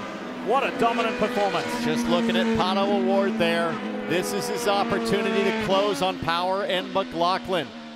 Pato O'Ward running in 3rd.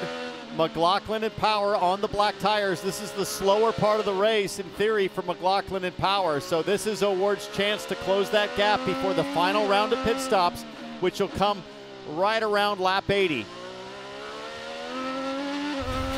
Just taking a look back, look at the commitment Scott McLaughlin in turn 10. Look how close he gets to the wall, Townsend. He's got half his tire over the white line, just brushing absolutely every inch. That is the kind of commitment that you need to get the ultimate lap time out of an IndyCar, and it's incredible to see, even with the lead he's got, how to the edge he is pushing. Shows total confidence.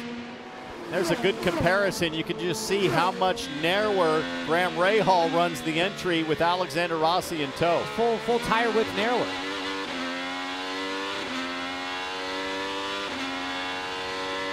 All right, let's talk about the championship leader, the Verizon 5G Chevy driver, Will Power. Tell us more, Kevin Lee. Then let's talk about the gap. We've been watching Power to O'Ward. What about Power to try to catch up to McLaughlin? When this stint started, it was about 4 seconds. It got to 6.5. And listen, here's why. Try to still get him while we're close. I don't know what his problem is. Speak to him, you could almost crash with him. Can't use any more push to pass if we've used way too much. He was talking about the A.J. Foyt racing car of Dalton Keld. He was stuck behind him for a little while, had to use push to pass. He was lapped at the time. Now has cut another 2.5 into that gap. By the way, now Will Power does say the blacks are not as good, so it's a red tire. Dylan. And Kevin, from the car that's leading the championship to the car that's at the back of our group of 7 that we talked about coming into today, that's Alex Palou. Remember, he won this race last year. They had to go to the back of the field, use strategy, used a great race car to carve their way through the field. This race last year put him in contention for the championship. Here's some radio about what they're battling right now. You've been on these tires for 11 laps. How's the balance? Really bad. There's something wrong in the rear. Copy. and they're still trying to diagnose on the radio exactly what is wrong with this 10 car. And remember, they just wanted to try to get through here in contention, still with the shot at Laguna Seca. Knew they probably didn't have a winning car this weekend, but just wanted to do some damage control, go to Laguna next week with a shot. This is not the day. This is not the day that they needed to have. They are out of the mix right now in the championship. And let's talk about his teammate Scott Dixon in the PNC Bank Honda, because this man here, who made his 305th consecutive start earlier today, in his previous 21 seasons, he has been a championship contender in 11 of those 21 going into the final round. That is extraordinary. And by the way, Dixon has come from 16th on the grid up to 8th. Never take your eyes off Scott Dixon. So over the course of today and next weekend, if you can grab your mobile device and scan the QR code on your screen for a chance to win $25,000 at HiVDeals.com. It's simple. Scan the QR code and register to win, thanks to our friends at Hy-Vee, who have done an amazing job with Rahal Letterman Lanigan Racing and the NTT IndyCar Series ever since coming on board. So 47 laps to go here in Portland to decide who wins this race and who stays in the championship. That is the big picture story. Will Power on screen continues to lead the way in the championship and runs second on track. It's time for an axe through the field, and Kevin Lee gets us going. And let's do it from the championship order. So we'll start second in the race. Will Power came in +3 points as they run. At the moment, he would be +12 on Joseph Newgarden.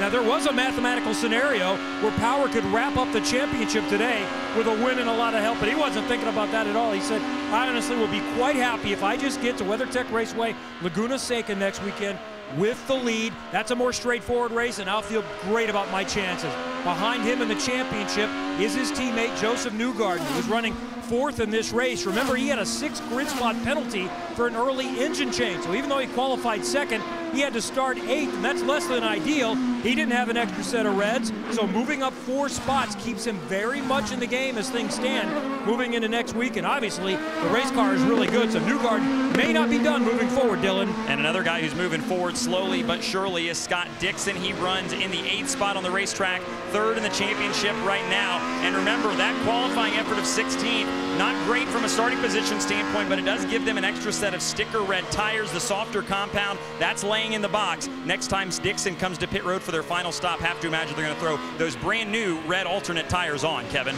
Of the championship contenders, Scott McLaughlin might have about the least amount of pressure. Marcus Ericsson can make that argument as well after winning the Indy 500, but McLaughlin is already way ahead of the curve in his 2nd year in IndyCar or Formula Car racing, winning a couple of times, 3 poles. He wanted to just get to Laguna Seca mathematically alive. He's in position to do that right now. And then there's Marcus Ericsson behind him in the championship, 5th, 44 back. As it stands, he would still be mathematically alive, but he's going to need something to get going here today. He's tried off strategy, but runs 16th in the race.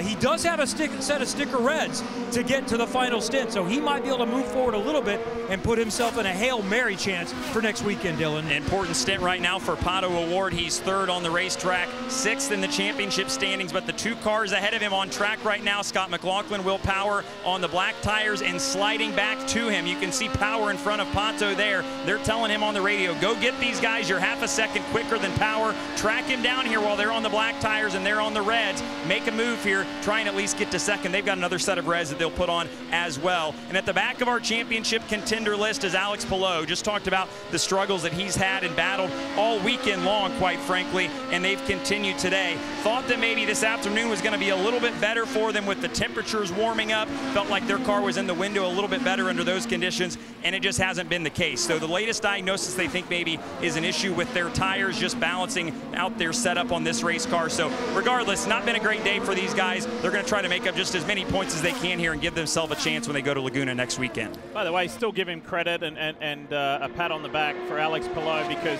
he is trying to compete and stay in this championship while the legal issues and challenges loom above him.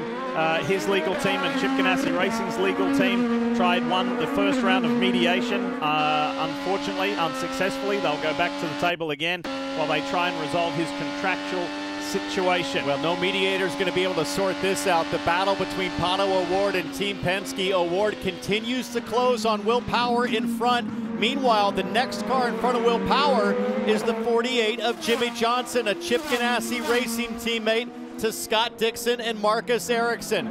You can bet that the 48 is not going to make it easy for Will Power. That's going to help Pato O'Ward potentially put a move on Power before the last round of stops, which comes in about 10 laps. There's a lot of action, I think, about to happen right here. Totally green, no cautions in this race. It has been green flag, flat out running, and Scott McLaughlin has led 62 of the 67 laps thus far. Importantly, Will Power, his teammate, the championship leader, did stay out to lead a lap where you get a point, and that could come out in the mix next weekend. We've seen championships tied, and 1 point would make all the difference. They've had to rely on countbacks. So smart work from the 12 Verizon 5G team at Team Penske. If you pointed this out on Push to Pass, if you want to look at how smooth McLaughlin's day has been, look at the Push to Pass seconds remaining, 152 for McLaughlin. Meanwhile, Power and O'Ward and Newgarden has really chewed through it to get himself forward to get track position like he has now. Newgarden's another one that could enter the fray here in this battle for Will Power in a couple laps. Kevin, what do you know? I know that the two-team, the Hitachi Team Penske program, is not certain what tire they want to run in the final stint. Let's listen. These used reds hanging on. We're thinking about using the next set of used reds. I wouldn't. I don't think they hang. There's another. And that's always the debate. Another Team Penske driver debating which is better. Remember, Will Power said, oh, the blacks are better, and then changed his mind on the second stint. So a lot of decisions to be made down the stretch here.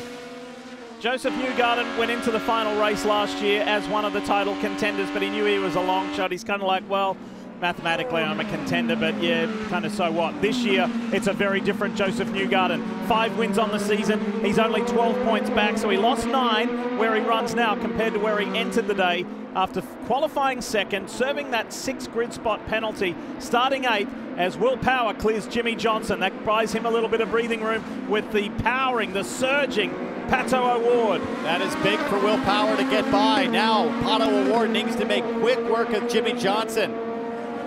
Jimmie breaks pretty early there for turn 4. O'Ward's going to be looking desperately for a way by right now. He does not want to let Will Power get up the road, and he does not want to let Newgarden get a jump on him on the back straightaway. Newgarden just stalking the number 5 of Pato O'Ward. It's like predator and prey right now, and he's right on the gearbox. A little bit of a wiggle out of the 48 coming out of 7. Might give Pato a chance to make a move here.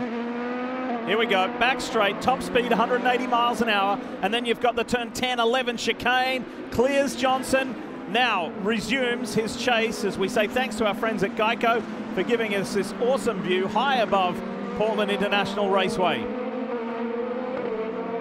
40 laps to go before we get a clearer picture on what next weekend's championship finale looks like. By the way, speaking of other racing, coming up tonight, 6 p.m. Eastern on USA, the NASCAR Cup Series playoffs begin from Darlington. Can't wait to see it, can't wait to get it going. Last weekend was a wild weekend in Daytona. I want to give a shout out to our teammates on the NASCAR and NBC side of things. Mother Nature did not play well. Our team did 13.5 hours of rain fill. It is tough to do that. Well done, gang. It's a lot of green tea to soothe the voice. I'm understanding that stage 2, I believe tonight, you're going to have a Jarrett, a Petty, that's right, and an Earnhardt calling stage 2. That's pretty cool. Reason to tune in. Meanwhile, McLaughlin fully tuned in at Portland, maintaining that over 4-second lead to Will Power, his teammate. Kevin, what do you know about this next round of stops coming up? Well, first I want to tell you what I know about Connor Daly. You saw those big flames a moment ago. Connor was burned. They've had to park, so I'm hustling down there to make sure that he's okay, but I'm told he's getting out of the car. Oh, boy. And remember, it caught on fire earlier, and this is a second issue, James. I think this is the first one we showed. That's the first where the one, residual fuel caught fire, and it must have been some in the cockpit then as well. Yeah, I'm very shocked to hear that, especially in the day of the aero screen. It's a lot harder even for some of that. I got to jump. Overflow. Hey, Kevin, what do you know? It wasn't him. I got bad information Okay. that it burned up the car. Connor is fine. Okay. I was told it burned his shoulder. Okay, so he did get hot, so it's kind of in between. It was less than comfortable, but Connor did not suffer burns. It burned up the clutch. So I think that's good to clarify. Yes, for sure. Yes, very much so. Thank you for the update on that. Yes, good news. 4 layers of Nomex between the driver's skin and the outside world usually keeps you safe in those situations. AMR safety team just checking on him, and all thumbs up. But the bad part is it's a DNF with just 1 race left in the season for Connor Daly as Scott McLaughlin of Team Penske continues to dominate. Did you know that reinventing the wheel takes you behind the scenes with Jimmy Johnson and the Carvana racing crew? And you can follow along as they face new challenges and adventures on and off the track. Episodes 1 through 7 are available now on carvana.com/racing. Don't miss out on all the action. Speaking of action, we've got 35 laps to go here in Portland. Lee Diffie, Townsend Bell, James Hinchcliffe with you on a beautiful day. There was a report earlier today that we may have seen some rain, but it doesn't seem evident at the moment. It is beautiful here in the Pacific Northwest. A scary moment, a couple of times in fact, for Ed Carpenter Racing's Connor Daly. Let's see if he's okay. It was scary. We saw the flames, and then you were heard saying, "I burnt my shoulder." How scary was this? What were you dealing with? Well, if you followed my career a long time, you know I've been on fire a few times, but this one for some reason was weird. Like, I felt like it was in the cockpit, and it was kind of nerve-wracking for a while because I was like, I think my shoulder's like burning, but like I could see the fire going out, so I was like, well, let's just keep on going. So hoping that science and wind would take care of the rest of it. It was just such a shame. I mean, the car was really fast, got a great start. And yeah, I mean, everyone from BitNile here, we really want to get them a good result, and it's just such a shame. So many things are been taken away from us that are kind of out of our control, and that was not fun, but hopefully we can just finish strong at the next one. So you could have continued physically, but it burned up the clutch? Yeah, no, the clutch burnt up, so as soon as I came in, and we honestly had no idea how much fuel was in the car as well, so we were going to have to stop more and be out of contention anyway, but yeah, the clutch was burnt up, and usually fire does damage, so apparently that's what happened, which is a shame. Thanks, glad you're okay. Well, thank God for wind and science. That helped keep our boys safe there. And yeah, tough break for the 20 crew and Connor Daly. They've had their fair share of bad luck so far this year, no doubt about it. And for those of you who may not know the history, James isn't being mean there. No. He's being sarcastic. They're very good friends. They're like brothers. He's my former roommate, little brother. So let's get a grip on what's going on here. And what's going on is it's a very productive day for this red car that you see, the Quartz Lubricants Honda of Graham Rahal and Rahal Letterman Lanigan Racing, because 2 RLL cars are in the top 6. It has been a challenging season to say the least. But boy, talk about ending on a high. This is a great run from Graham Rahal. By the way, want to say hi to Courtney, his wife, because any day now, their second child will arrive in the world. So we wish you all the best, and Rossi dives for the pits. Pit stop's about to happen for the final time as Rossi ducks in, lap 78. Kevin, he's coming to you. And he is one of those that said, hey, we're all kind of racing for 4th this weekend, or certainly qualifying for it, because the Penskes are so strong, but the Andretti's also tested here, and the car is pretty good. He's got used reds for this final stint. The window, by the way, is just barely open. 33 is about the number you can do without too much fuel save to get to the end. You feel a little better going one more lap, but we should see the leaders all coming in the next few. I'm not as worried about the fuel as I am having to make a set of used reds last 33 laps, Townsend. Yeah. That's a hefty size stint. Yeah, but if you're going to gamble, because Rossi's been stuck there behind Rahal and P7, you do this. Fingers crossed now that there's a caution. You force everybody into that danger zone situation we always talk about. But Rossi can make it to the end. But to your point, how do the Reds hang on, especially given the fact that they probably have about 5 laps already on them from qualifying? Here comes Lundgaard. He was starting to hemorrhage time, so Dylan, this was about time that he dove for the pit lane. Yeah, and he was ready. Christian was. He was asked to close the gap, and he said simply, I can't. So they've got a set of sticker reds that they saved for this last stint. Made a front wing change, waiting on the fuel. Oh, and he stalled. That is not what they needed, obviously, and that's going to derail their entire plan. Dixon in at the bottom of your screen, as is Alex Palou. Pit road is busy, guys. That is brutal for Christian Lundgaard. He had the fuel probe get stuck earlier, then stalls it on pit lane. He'll lose a massive number of positions.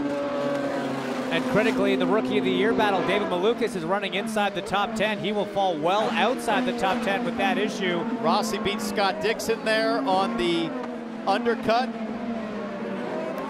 So here's Lundgaard trying to make up for lost time. Race leader is in. Kevin Lee, he's coming your way. I think all three of the Penske's are coming in this lap, but the leader in that blue and black Freightliner car is going to get there first, but he's going to have to weave around the Joseph Newgarden crew.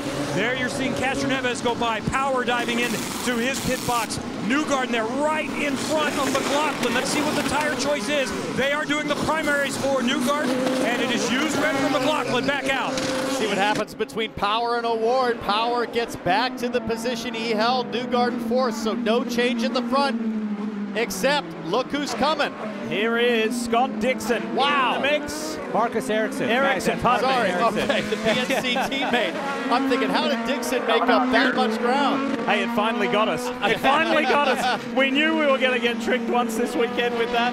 30 laps to go in the weekend, and finally had the slip up. And it would have been a Scott Dixon thing to do. It wouldn't have surprised me if he somehow. Well, look, this is the closest that Power has been to McLaughlin in a long time. And the big threat here is Pato O'Ward, the third car in shot. O'Ward is doing everything he can to stay a contender. But at the moment, the 5-Arrow McLaren SP Chevy sits outside that 54-point range, heading to the last race of the season next weekend. So it's down to the teammates here. The Freightliner Chevy, the Verizon Chevy.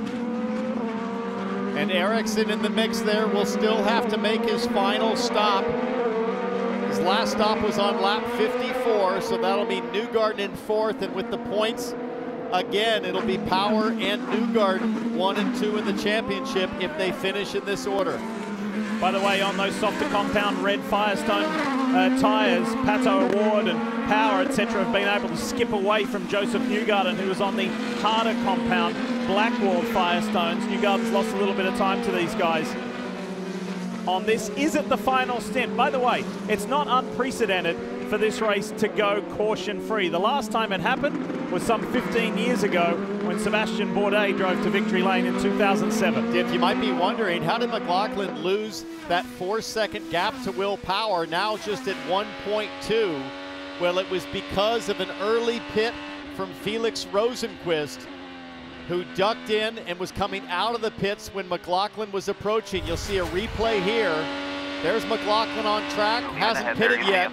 Rosenqvist pits, is about to go a lap down, and McLaughlin having all kinds of trouble getting by, and he gave up about 3 seconds of track time. This is on board with Rosenqvist. So here's Rosenqvist out in the pits. He knows he's there. His spotter will be calling it, but he is fully within his rights to defend that position. And that's just bad timing and bad luck for Scott McLaughlin, and it really closed the gap up to Will Power. And it also aids his Arrow McLaren teammate, Pato O'Ward, who's in pursuit. 29 laps to go, that's all. And then we'll have just one race left on the season. Who's going to be left in the mix to fight to become an IndyCar champion? Well, it took to the 84th lap, but there is now a caution. And unfortunately for the driver of the Carvana Honda, Jimmie Johnson, he is the reason. That is down in turn 1, except I'm guessing this happened in the final corner. No, look at this. Rinus VeeKay making a move on Jimmie Johnson. What happened here? Oh my goodness, just turned right back into Jimmie Johnson. Let's get a better angle here. This does not look like Jimmie Johnson's fault at all. No, that's an insane move from Rinus VeeKay. Just assumed Jimmy was going to lift at that point and not carry his line into the corner. Very surprising. I mean, wow. Jimmy's as surprised as anybody here. That's a huge miscalculation from VeeKay. Reminds me a lot of sports car racing, Diff. Yeah, when you got a prototype coming through on the GTs and moves over on you. But that's when you have a 50-mile-an-hour speed differential. These are two cars running at the same pace, braking at the same point. And my point was, I've had a prototype do that to me in a GT, and they still move over and manage to hit you. So VeeKay almost certainly going to be under review from race control, but for Jimmie Johnson, it won't matter because his day is done. All right, this is going to spice things up now. Now we start looking at those push-to-pass numbers. McLaughlin had been burning pushes to just try to stay ahead on the pit sequence. He's down to only 80 seconds left as Jimmie Johnson climbs out to the applause of the Portlanders. Yeah, I'm looking down the list there on push-to-pass. The one that really stands out, Alexander Rossi. He's done a great job to get up into fifth, but only 11 seconds left on that push-to-pass number. That said, Joseph Newgarden, the only driver in the top 10 on the primary tires. That is not the tire of choice on a restart, Townsend. Not at all, and they debated it. They were really questioning Tim Cindric and Newgarden which tire to go for, and I'll bet they were placing their bets, Diff, on this thing running green all the way to the end. So let's work through. We know what the two Penske's first and second are like. How about Pato O'Ward? His team president, Taylor Kyle, said we need to swing for the fences today. Here he is here. O'Ward with the Arrow Electronics on board. There's Taylor Kyle, the team president. He said, it's simple. We're just going to swing for the fences. We've got to go for it any way we can to keep ourselves in contention for this championship, just like they were last year heading to the streets of Long Beach for the finale. So this young man has got so much fight in him. He's not giving up just yet. He might be outside that magical 54-point buffer going into the last race because that's the maximum amount of points you can earn on a weekend. But he's not going to give up. Go back behind him, Joseph Newgarden, as the boys just said, not optimal on those harder compound primary tyres. Rossi with an awesome job. Dixon from 16th to 6th in this race. Graham Rahal, an awesome effort. Colton Herter not out of it. I think you'll see that orange Bitnile Chevy removed from that position. Race control will have something to say about that for avoidable contact. And then you've got Christian Lundgaard, who's had an amazing day, but unfortunately that pit stop cost him. So let's talk more about the Verizon number 12. And let's head to that Penske team right now with Kevin Lee. Second in the race, first in the championship. That's Ron Rzuski, the managing director and strategist for Will Power. All right, he's in this position by being consistent and finishing up front all year. How aggressive will he be to try to pick up a few more points and get by his teammate for a win? We've had a great car today. I mean, the Verizon Chevy's been strong. All the Team Penske cars have been good. So, you know, most important thing is we bring this deal home, and you know, we do what we've been doing all year. If the opportunity presents itself, I'm sure we'll take it. But you know, I think we just got to keep charging forward here. He's been debating what tire he likes throughout the day. Is he on the compound that he prefers for this last stint now? I think so. I mean, with the restarts, I definitely think the Red's the preferred tire here. So I think we made the right choices, and we'll just try and bring this thing home today. That's what he's got, and that's what the people in front and behind him have immediately. Dylan, let's chat with Taylor Kyle, who's the strategist for Pato O'Ward. They run third right now. So you said win or bust. Here's a restart with a few laps to go. Is this a position you want to be in at this time in the race? Yeah, I think so. I think with the driver that we have, this is a perfect scenario because he's as good as it gets on the starts and restarts. So we've kind of done everything we could with the strategy in front of us. We took a gamble to put used Reds on to end the race, but we thought it might give us the best shot in a situation like this, so we'll see. Yeah, you did talk. You had a set of new blacks sitting here too, so why the used Reds at this point? We felt like our balance was better on the Reds. He did a great job of conserving through the stint on the Reds, so we felt like it was a better tire. All right, thank you, Taylor. Yep, there's their 23-year-old fighter. He is ready to go and keep himself in this championship conversation. I want to take you back to the incident, the reason why we're under this full course yellow, the incident between Rinus VeeKay, watch the orange car from Ed Carpenter Racing, and Jimmie Johnson on entry to turn one, and there's not enough clearance there, and it ends up with Johnson in the wall hard. Have a listen to Johnson on the radio. We're in it, guys. Turn one. You okay? Yeah, the turned into me. We're damaged. We're out. Don't often hear Jimmy get heightened like that. He is not happy. Fully within his right as well. I mean, just catching everybody by surprise. There's just no need for that kind of fade out. Rinus had the corner. Really losing concentration late in the race. It's a physical track here in Portland with no cautions, a lot of long, fast corners, maybe just sort of getting a little bit of mental fatigue as physical fatigue sets in, but nothing but a misjudgment on Rinus VeeKay's part. A fade on multiple fronts there. We talked about drama in turn one, but we were thinking more on the start, not necessarily with VeeKay lapping another car. But what this means for a restart for Scott Dixon could be huge. He was about 16 seconds back of the lead. And if you're Team Penske and looking at points as they run right now, Diff, you're watching that number 9 PNC car because this guy always makes stuff happen when the chips are on the line. But I'm watching the 5 of Pato O'Ward because he has to win or else he's out of it, and the guy in front of him has to protect his championship lead. So if you're aggressive as Pato O'Ward, Will's got to be smart here. Watch the orange and black Arrow McLaren SP Chevy in third place because he doesn't care about these two in front. He wants to stay in the championship conversation. And then you've got Newgarden behind in the black and white Hitachi Chevy. McLaughlin, Power, here we go. Caution over. Green. We go back to racing. with 22 laps remaining here at Portland International. McLaughlin with a perfect jump on the throttle. Look at him swerve to clean up his tires and break Here the we draft. go. There's O'Ward. Big move from Pato O'Ward. He hits Will Power, runs wide. Rossi's in the mix. Look at Dixon. Look at Dixon with a run on O'Ward. Dixon's going for third now. That's blocked. We knew it was going to be wild, and it didn't fail. It didn't fail. Alexander Rossi was trying to put the move on a Joseph Newgarden. They both got pushed wide by Will Power and Pato O'Ward checking up, and Dixon, the big winner. Pato O'Ward has to be careful. That looked awfully defensive, awfully in reaction to Dixon's move. And O'Ward's got damage on the left side of the car. Look towards the left rear. Dixon now in the draft. This is where we're going to start talking about push to pass and who's in better shape. Dixon not close enough this lap. Yeah, but Dixon closing on O'Ward in that final corner. Drive-through penalty, 21 Rinus VeeKay, no surprise. Let's take you back to turn one. Watch the third car and shot, the orange and black machine of Pato O'Ward on Will Power. He'll dive to the inside, just like Rossi does on Newgarden. But man, from way back, Pato O'Ward, a little bit of contact. Both drivers keep it together, but checking them up. I mean, O'Ward could get a penalty for hitting Power, and he could get a penalty for this. Watch O'Ward move Dixon over as well as Dixon pops out. The blocking rule says you cannot move in reaction to the car behind you. Scott had already pulled out when Pato makes the move. Now on board into one with Pato. Man, he came from far back out, so that was a brave move. I mean, that's an easier penalty to give right there. Although Power was able to continue. Yeah, I think because he was able to continue, no real issue there. There's a shot out the back of the Freightliner car from McLaughlin. Oh! I'm going to say no action. They're going to say keep racing. That's racing.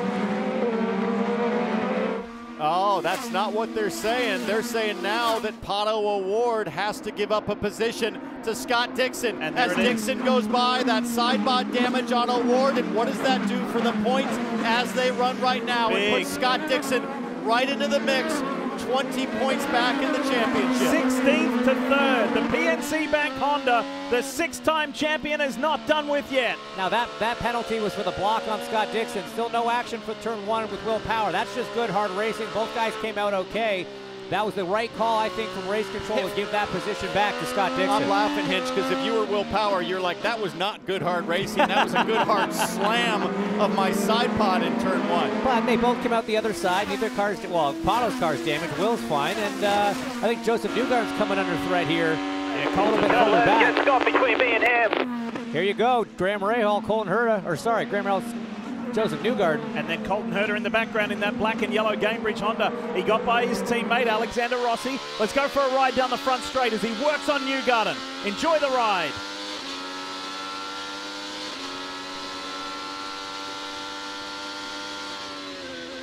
Track position, inside line, gotcha. Another one checked off Colton Herta's list.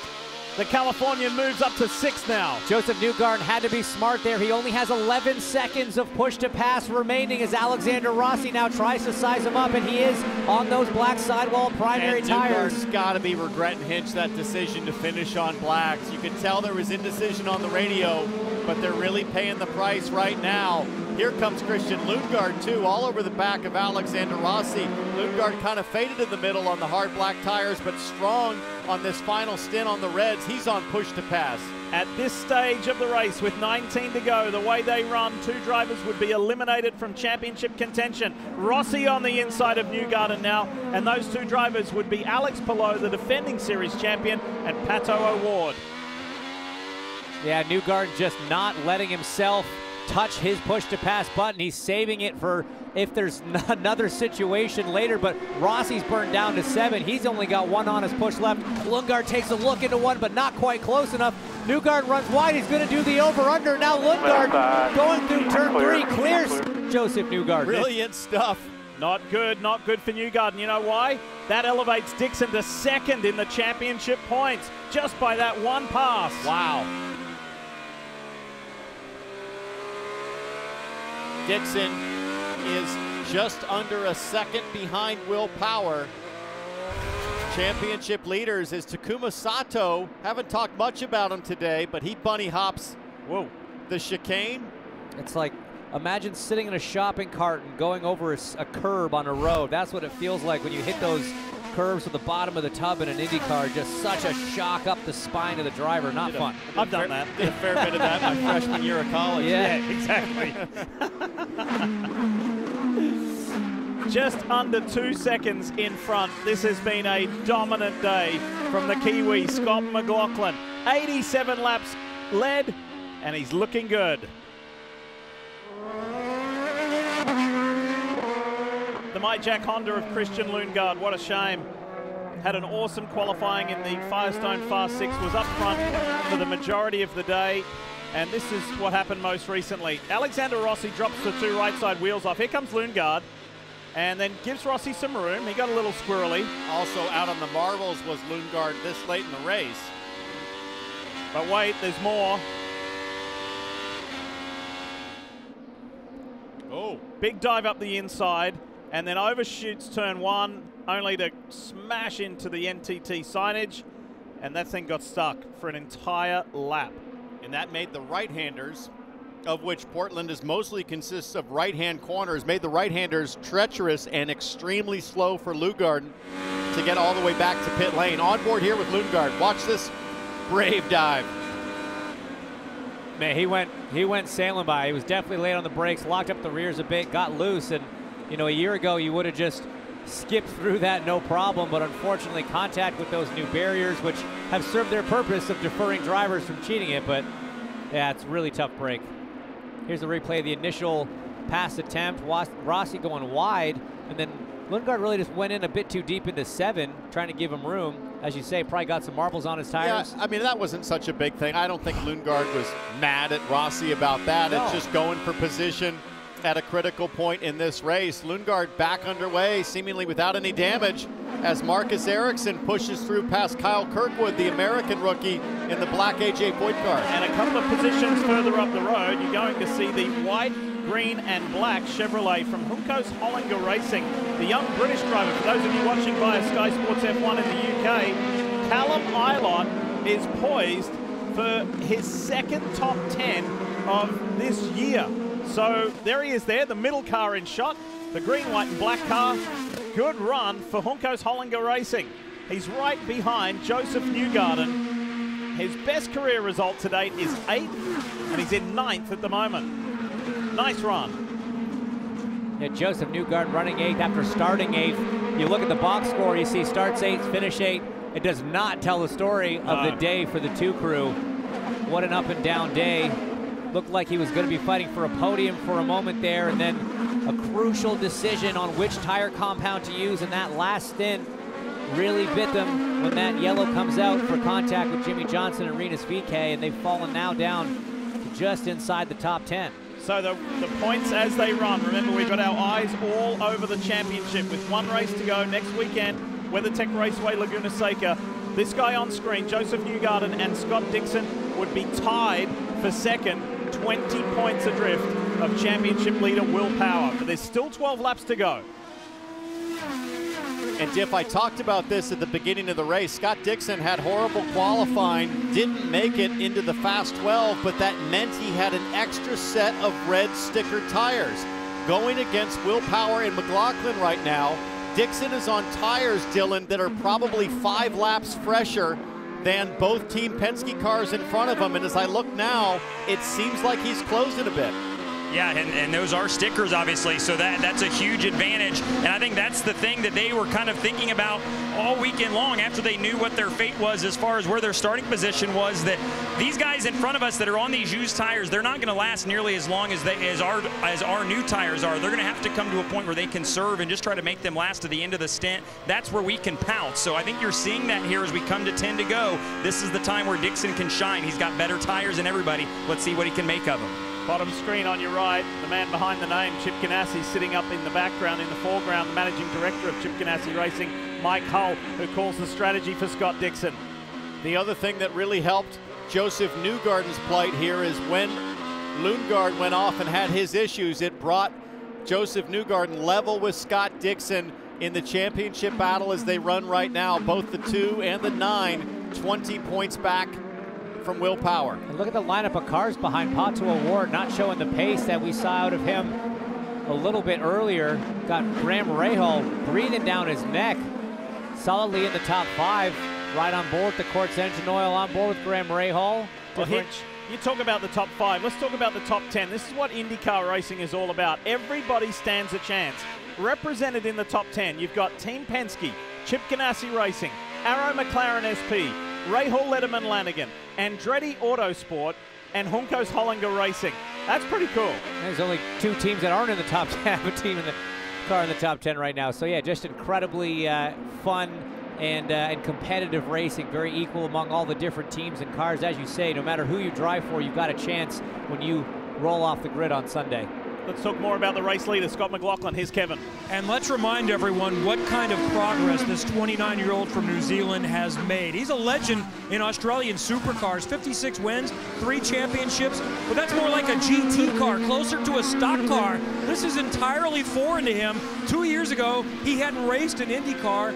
Last year, his best non-oval finish was 8th. So to think that he was going to come in and contend for wins might have been asking still a little bit too much for this year. But he won the pole in the race to start off the season. 3rd pole, maybe 3rd race win, and he told me, really, it was just relaxing. I'd come to expect you got to win pole, which generally wins you the race in supercars. Now I can relax a little bit more. And Tim Cindric and Roger Penske helped settle him down and manage his expectations last year. When he got in more of a dark space, as someone who's accustomed to winning, now he takes what's available and so much more relaxed and so fast. This guy's still going to be in the championship, it looks like, going into the finale. By the way, Hinch, I don't know if you know this or not, but when you and Alexander Rossi went down to Australia to do the Bathurst 1000, McLaughlin told us yesterday that he purposely came up behind you, broaching 300 kilometers an hour down Conrod Straight, and purposely hit you. Flashed the lights and intimidated you on purpose. Hey, there was nothing he could do to intimidate us at that point. The car and the track itself were doing more than their fair share. We barely noticed the other cars on track.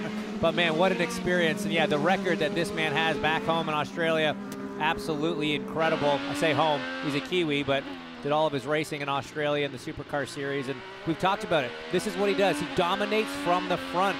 When you think about laps led, only Joseph Newgarden's led more laps so far this season. A dominating race in Texas, led from pole in St. Pete. Great run, 40-something laps led at Mid-Ohio for his other win. And when you think about the way he started the season with a dominant pole and win at St. Pete on the streets, now you're on a permanent road course here in Portland doing the exact same thing. Diff, the oval pace has been great, but he did have the crash at Indy. He did get past towards the end of both Iowa and at Texas, but he finished up front. Gateway. But I don't think it's too early to say that with all of the learning that McLaughlin has done so far and everything he's learned on the ovals did in the 2023 season, this to me would be my championship favorite for next year at this point.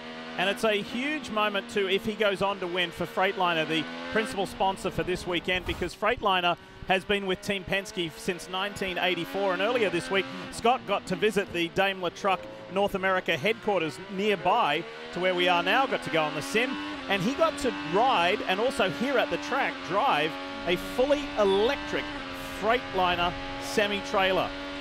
First time that it had ever pulled a Penske transporter, and he said it was pretty cool, and the amount of dedicated staff there, the amount of work that's gone in at Freightliner for that electric unit, and to do what they are doing, he said it was really interesting. And it strikes close to home because Scott's mum and dad ran a transportation company in both New Zealand and Australia for many, many years.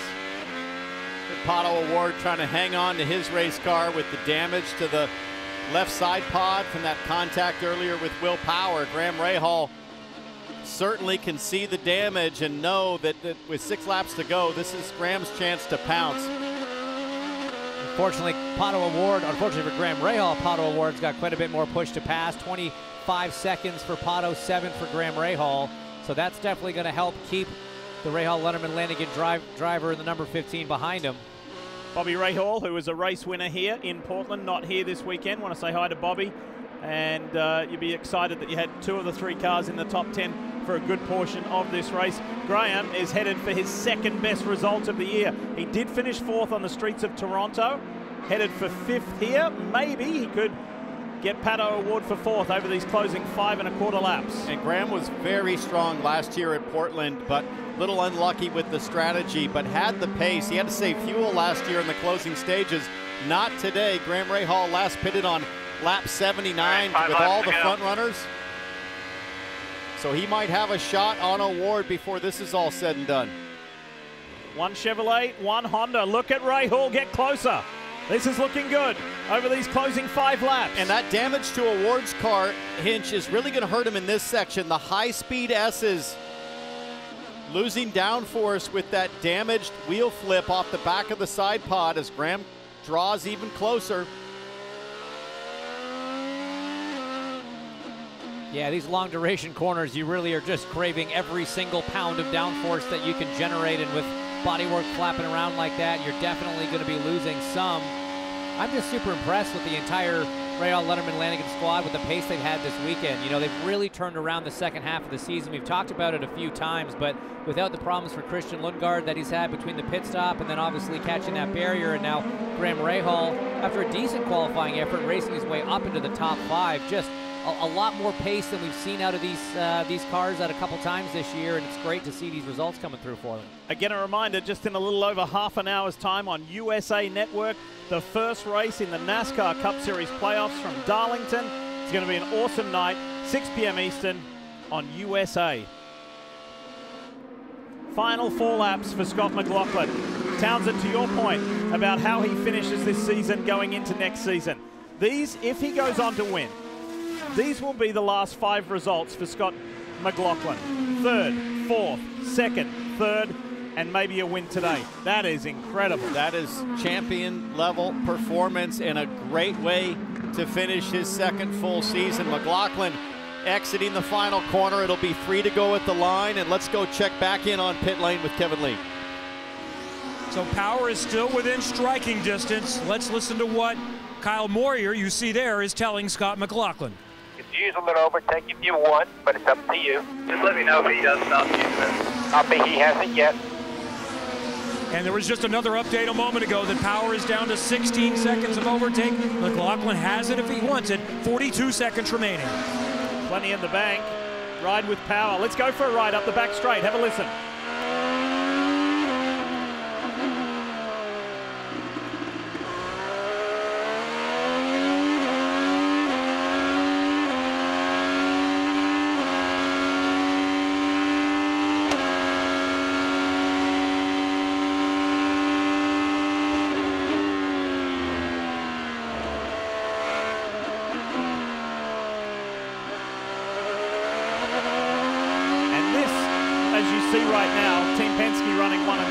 This is emblematic of the whole weekend. Practice, qualifying, and race. Team Penske tested here in the past couple of weeks. They have been the power team this weekend. I mean, it's been unbelievable for a track that they didn't really have a particularly great weekend at last year. They came here and tested, and guys, that's what's interesting. This was not a great Penske track last year. They came here and tested. It was a Ganassi and Andretti track, but look at the dominance from Team Penske. Conversely, Laguna Seca, not as good for Ganassi and Andretti. They went and tested there, so this could slowly move back the other direction. Speaking of Ganassi, look at that orange and blue Scott Dixon, the biggest mover in this race, up 13 positions. There are a lap and a half left in this race. It's races like this that have kept Scott Dixon in the championship hunt for 11 of his 20 seasons. You know, he just manages to salvage results after a bad qualifying or even a bad start to a race. Him and his Chip Ganassi Racing squad are just incredible in these clutch moments as they get the white flag, 1 to go. Less than 2 miles between Scott McLaughlin and a 3rd career victory. What an amazing weekend he has had, and he would give Team Penske its 3rd road course win of the year. So that'd be 3 on the ovals, 3 on the streets, and 3 on the road courses. So the most dominant team in the 2022 season. No surprise that one of its 3 drivers are leading the way. And those hands and those white gloves from Scott McLaughlin have been only steady all day long. You have not seen one moment of flurry, one moment of sideways. It is calm, confident, determined, quiet hands and fast driving from McLaughlin. The year started with a pole position and a victory to this young New Zealander. And then he went on and won at Mid-Ohio as well. Scott McLaughlin got the pole in dominant fashion yesterday. Scott McLaughlin wins the Grand Prix of Portland for his 3rd career win. 53 to the moon, let's go. Well done, team. Woo! He likes to call their team the Thirsty Threes, and the Thirsty Threes will celebrate tonight. 104 of the 110 laps led. That was McLaughlin's day. Absolutely awesome pit stops, thank you.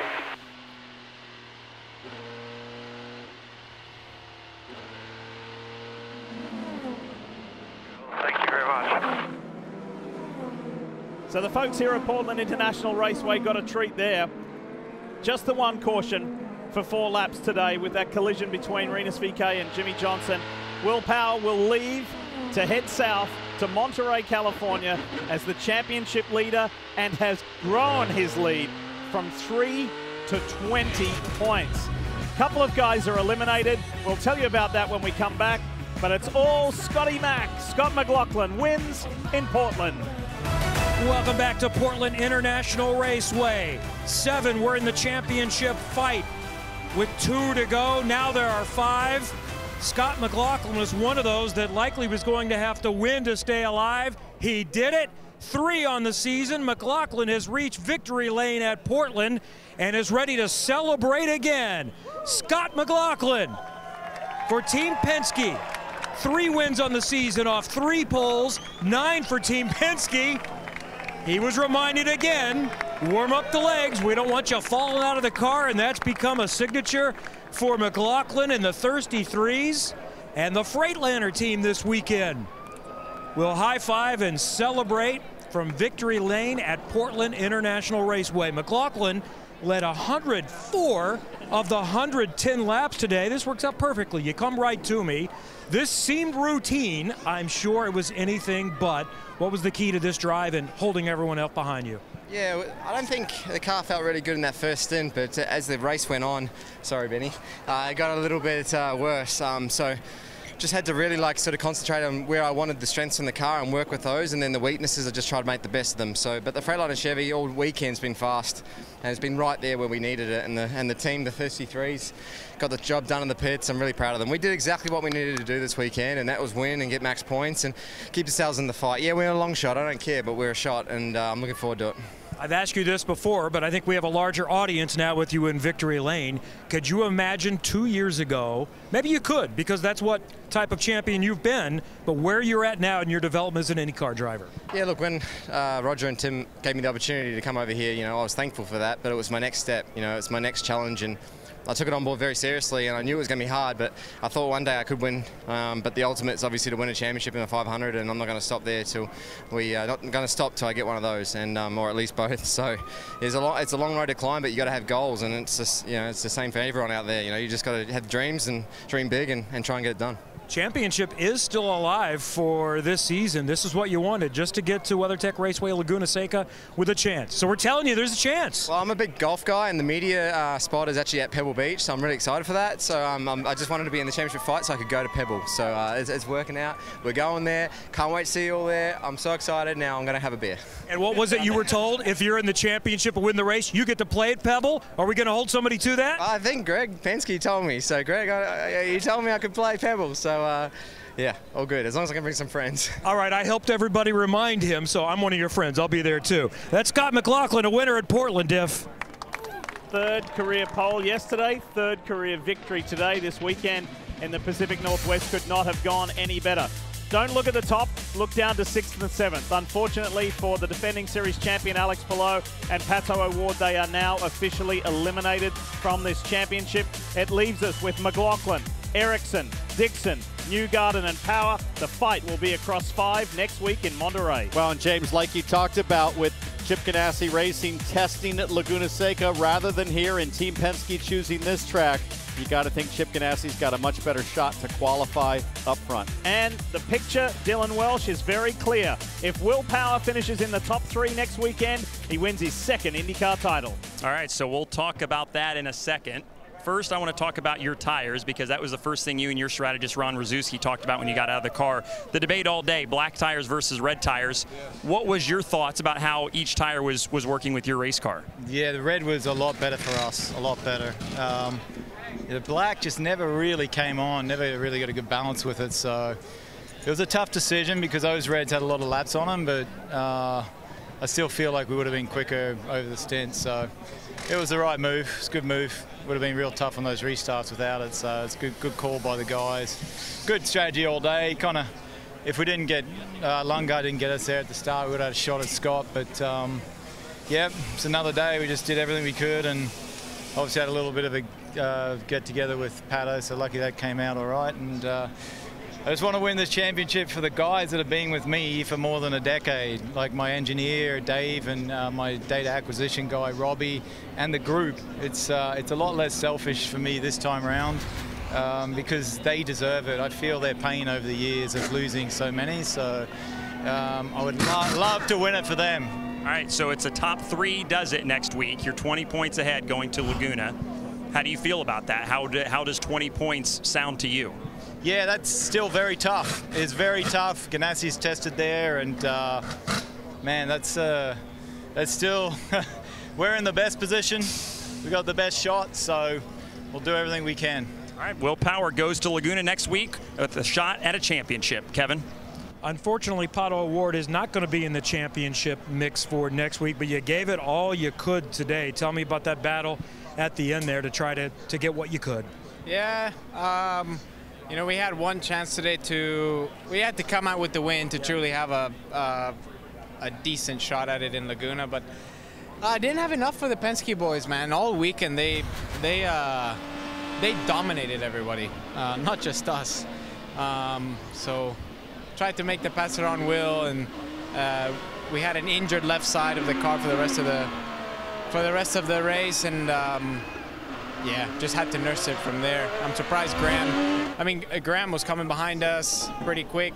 We had to let Dixon by because apparently we blocked him. So yeah, I expect IndyCar to make the same call whenever someone does that to me. Hey, let's spin around over here. You hear these people in the background? This is for you. Let's go over here and meet your public. How cool is that? You're a superstar in multiple countries. It's awesome, man. I mean, these people, and not just here. I mean, they come to. There's a lot of it in Long Beach, and it's awesome. Everybody from from Mexico that live here in the States always come and bring out the full support, and it's awesome to see. We've got a great group up there. We got a great group over here. It's awesome. This is what it's all about. I'm glad that we gave them a good show today. It's going to be a good night for Pato. Good run today. Comes home 4th, and now can think about nothing but winning to wrap up the season next weekend. Dylan. That's another hard charger performance for Scott Dixon. He goes from 16th to 3rd at the end of the day today. No, it's frustrating. You want to start further forward than that to give yourself a shot, but how do you evaluate a day like today when it gives you a shot to go after another championship next week? Yeah, we got to stop getting these most improved through races. It's definitely frustrating. And qualifying, we don't know what happened. It was super quick on blacks. We were second in our session and then couldn't even convert. So that was tough. And starting 16th with the competition we have now and no real cautions, man. We had to drive through the field today. So, we're still in the fight, 20 points back, tied with Joseph there. It was definitely an interesting race, and that last restart there with Joseph, I knew he'd gotten deep, and obviously he carried the corner through with Graham, which now enabled us to get both. And we tried as hard as possible, man, on that last one. But huge weekend here for Penske Bank, 2 cars, and thankfully we got one on the podium. And Honda, kudos to them for the super easy fuel mileage that we had to get, so that was definitely a positive. I know there was some trepidation at the start of this weekend just because you didn't test here about your pace and how the results were going to pan out for today. I think you felt a little more confident about next week. So you get out of here with a good result. How confident are you going to next week based on what you learned in the test that you guys can get it done? Yeah, unfortunately, it doesn't really, the tire I think is different, plus the track grip is, I think Laguna is probably the slipperiest circuit that we go to all year. And thank God they're going to reseal that, this off-season, which I think should help us. But, anything is possible. We've seen it. We've won on tiebreakers before. It's, we're in it, and we will never give up as a team until it's over. So, it's going to be an interesting one. We've got, pretty tight, I think, between 3 or 4 cars. And, ultimately, if we can be in it, we're going to try everything that we can that we can do. All right, well done today. Thanks, man. Scott Dixon, third today. He is tied with Dario, tied with Joseph Newgarden, I should say, for second. We're going to walk over here and grab Dario, who is chatting with Stefan Johansson. And let's chat with him about his thoughts on this championship battle. How about this guy? I mean, does he ever cease to amaze? He comes from 16th to 3rd. Now he's got another shot at his 7th championship. No, he's still alive, isn't he? That was a phenomenal job by him and the whole PNC crew today. I thought at the start of the race, I was sitting there driving to the circuit this morning, last night, thinking, how do we get those guys up to the front from let's be honest, a pretty crappy qualifying position, and they did it. And Scott passed a lot of guys on track, some really good moves. That last restart was vintage Dixon there, but the guys in the pits as well did a great job. Good strategy, so it all came together there. And yeah, to see him still alive. If I'm Will, I've fought Will for a few championships. I've fought Scott for a few championships, and they're two really good competitors, but there's a reason Dixie's got 6 championships. He doesn't make many mistakes. And you raced against him as a competitor, as a teammate. Now you're working, with him on the team, obviously. What makes him so good at this age and this stage in his career? Why does he continue year after year to just put himself in position to go for championships? Well, there's a lot of factors, but the talent, obviously, the fact that he's got so much experience. Now, normally when as experience goes up, your sort of desire tails off a bit. His desire is still as strong as it was when he was a little chubby Kiwi kid when first coming over here. So that's a big point. But he knows when to push, when just to hold back a bit, when to really put the pressure on. You saw at the end there, he was putting the pressure on the Penske guys. He just wanted to make them fight for every last 10th of a second, those last sort of 5 laps. Wanted to not give them an opportunity if they were going to swap positions, get Will ahead of Scott for the championship. So, he can read the race very well from the cockpit, which is as well as drive bloody quickly. Yes, he can. Good luck to you and the team next week. Thank you. Dario Franchitti and Scott Dixon, a good day for the Chip Ganassi Racing team. Kevin? It wasn't as good of a day as Marcus Ericsson would have liked. You knew it was going to be tough starting in 18th, but we just assumed there were going to be a lot of cautions. Worst case scenario for you, that it was a straightforward race until 3/4 of the way in? Yeah, like you said, starting back there, we were hoping for some chaos in turn 1, and for once that didn't happen. So. And I did a mistake on that first lap. I did a good start, but then I got out in the gravel in turn 6 and dropped a few positions. So, ran well back in around 20th after the first few laps. And from then on, it's difficult. We tried some things with the strategy. I think the 8 PNC crew did a good job, trying things. We tried to go long. We tried to, mix things up. And I think that helped us up through the field. And then I had a really good last stint, starting 16th there on the restart and overtaking my way up to 11th. So a decent day, but yeah, we've just been struggling a bit too much in general this weekend to finish higher up. So the good thing is you guys did test at WeatherTech Raceway Laguna Seca after not testing here. How strong do you expect to be next weekend? This scenario is pretty simple for you. You're going to need to win the race and look for some help. Yeah, I mean, to be honest, the championship is quite far away now, so I go into that weekend to win the race. I'm going to aim to win the race. We had a good test there, we were fast, and the car's been good there in the past. So I go there, aim to win, and then we see how far that gets us, what the other people are up to. So that's the mindset we have to have now for the last one. Thank you, Marcus. No matter what happens next weekend, it's been an amazing season. That's this year's Indianapolis 500 winner. And that's obviously never going to leave him. That is the high point of this year and his career for Marcus Ericsson. A little bit of frustration there, understandably, because he led this championship after 6 different rounds. Need to remind you that in just over a quarter of an hour on USA Network at 6 p.m. Eastern, it is the first race of the NASCAR Cup Series playoffs from Darlington Raceway. It is going to be a great night. Getting things going in those final races, the playoffs to become a NASCAR Cup Series champion. There's Will Power in the red Verizon suit, front and center there. He's trying to be a 2-time IndyCar Series champion. We're not done here yet. More to come from Portland before we say farewell and head to the championship finale next weekend. Back in a moment. Time now for the Children's Miracle Network moment of the race, and it all began 24 hours ago when Scott McLaughlin won his 3rd career pole position. And there he is in that blue and black Freightliner Chevy. Started from pole and took off. And this really was the miracle. Getting through turn 1 at Portland, caution-free on a perfect day. McLaughlin and Team Penske getting it done. Again, in a field this competitive, that guy there, the 29-year-old New Zealander, doing his famous wombat roll now. Led 104 of the 110 laps. That does not happen all that often in NTT IndyCar Series competition. Let's hear from one of his teammates. Here's Joseph Newgarden. And he comes home in the 8th spot today, so he'll go to Laguna next weekend. 20 points back of his teammate in the fight for the championship. So, no, the end of the race didn't pan out quite as you guys had hoped. Take me through the decision process there for the tires that you used at the end, and ultimately why you felt like that maybe wasn't the choice to make. Well, I think the obvious one was we didn't predict the caution. You know, there's always the risk that a caution comes out in that final stint. I wasn't thinking about that. I mean, it went green the entire race. So, you know, I thought the primary tires would probably have better durability at the end. That argument holds up a little better when there's no caution. You know, we just got hosed basically when we had to restart with all reds. I was blown away how much better everybody was on them, especially in the caution situation. So that just did not play into our favor today, unfortunately. So it's a hard day. You know, where'd we end up? 8th. So, you know, nothing really gained on a tough start spot. So we'll just regroup now and, you know, take our Team Chevy car with Hitachi and go to Laguna and try and, you know, just try and be fast. Now, how do you feel about that gap? 20 points, maybe not a win-only scenario, but it's going to be tough, right? Yeah, at this point, it just kind of is what it is. We're going to go and try and win that race, you know, and go for broke. You know, it's been kind of a weird year. Like, everyone's done such a great job in this 2 car. I'm so proud and happy of everybody. They've really put a good effort together, and it's either been, you know, winning the race or some weird luck is happening. You know, even that last yellow, like, we didn't need the yellow.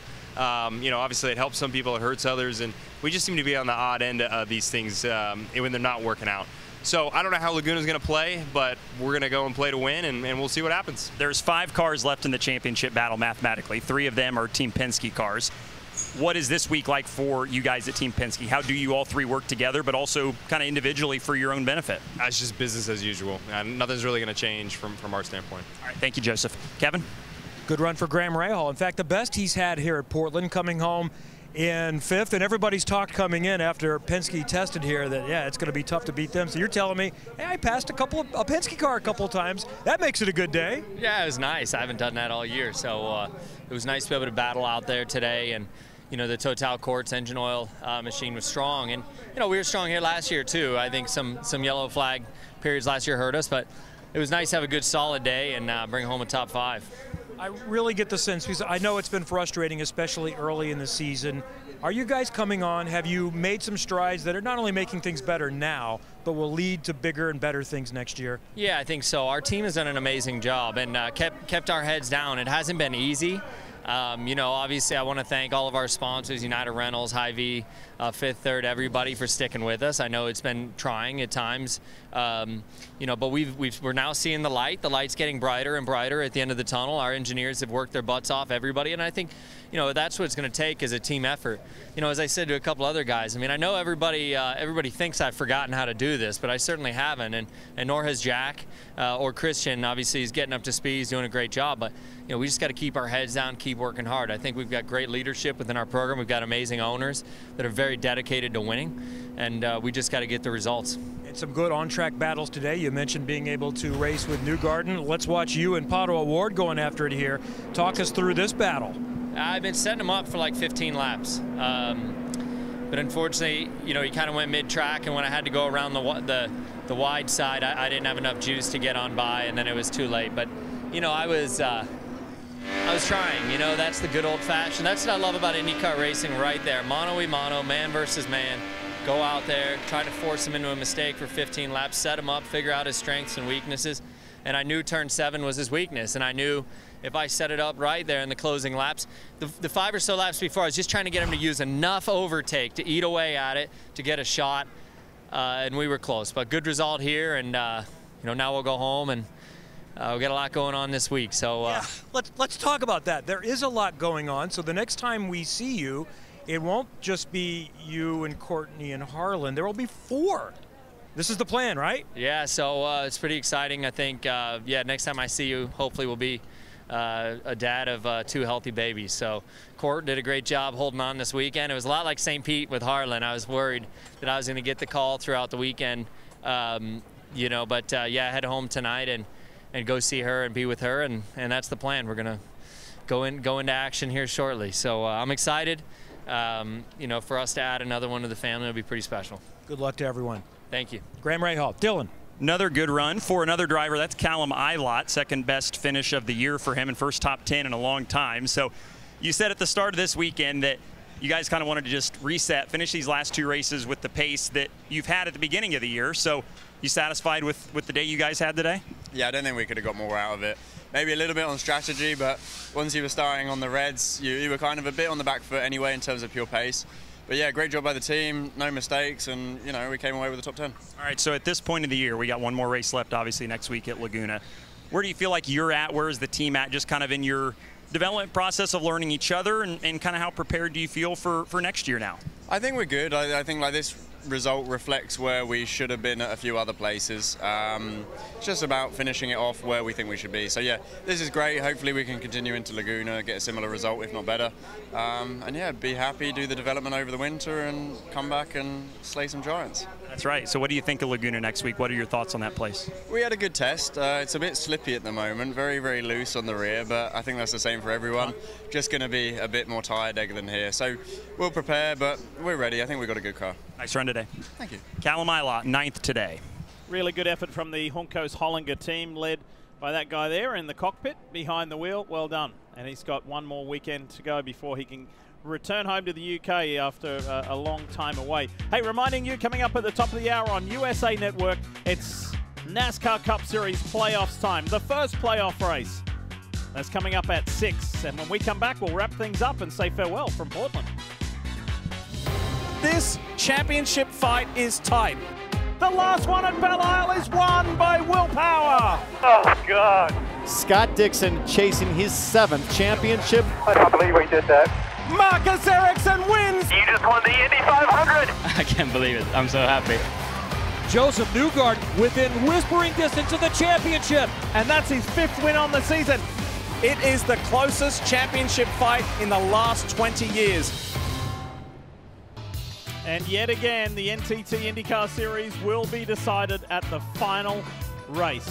It just happens year after year after year. We will see you next Sunday, 3 p.m. Eastern, September 11, from WeatherTech Raceway, Laguna Seca, on the beautiful Monterey Peninsula. It's celebration time here for the Thirsty Threes, with Scott McLaughlin and his number 3 crew, reminding you of what is at stake. If Will Power finishes in the top 3 next weekend, he'll be a 2-time champion. I don't think it's going to be that straightforward, guys.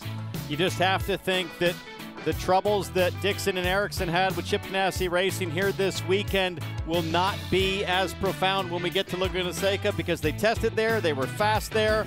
But once again, down the stretch in IndyCar, it's Penske versus Ganassi to take it all. And what's really going to be the deciding factor, I think, is if the Ganassi cars and maybe even some of the McLarens that tested at Laguna Seca have the kind of pace advantage that we saw out of the cars that did test here, the Penskes and the Andretti's in relation to the Ganassi cars. If it's as big a gap, it's going to be really tight. And Diff passing tough there, because qualifying at Laguna Seca, I'm already starting to get sweaty palms just thinking about the anxiety we're going to see for starting position for that final race. This guy here, Scott McLaughlin, the winner today, 3-time winner this year in his 2nd season of IndyCar, said, we just want a chance. We want to be in the mix. All we need is a chance, and he has that chance. He is the longest shot at 41 points out of Will Power. His teammates lead, but he still has a shot. Look into your IndyCar crystal ball, James Hinchcliffe. What does it tell you next weekend? Who's going to be crowned the champion? Oh, one of the drivers, I think, is the way to say that. It's still, I mean, look, a 20-point advantage. I know Will was sort of humming and hawing that it's still something that can be overcome by one of his rivals, and that's true, but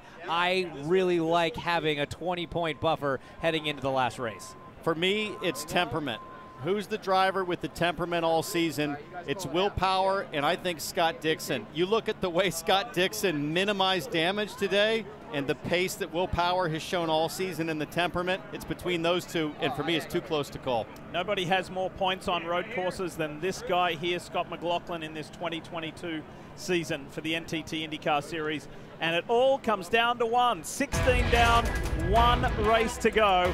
And we hope you can join us at 3 p.m. Eastern next Sunday for the Firestone Grand Prix of Monterey. Remember, coming up in a matter of minutes over on USA Network, it's the first playoff race in the NASCAR Cup Series. Coming up next is your local news, except on the West Coast. What a day here in the Pacific Northwest. We head south down to California to decide who will be champion. Thanks so much for watching IndyCar here on NBC Sports.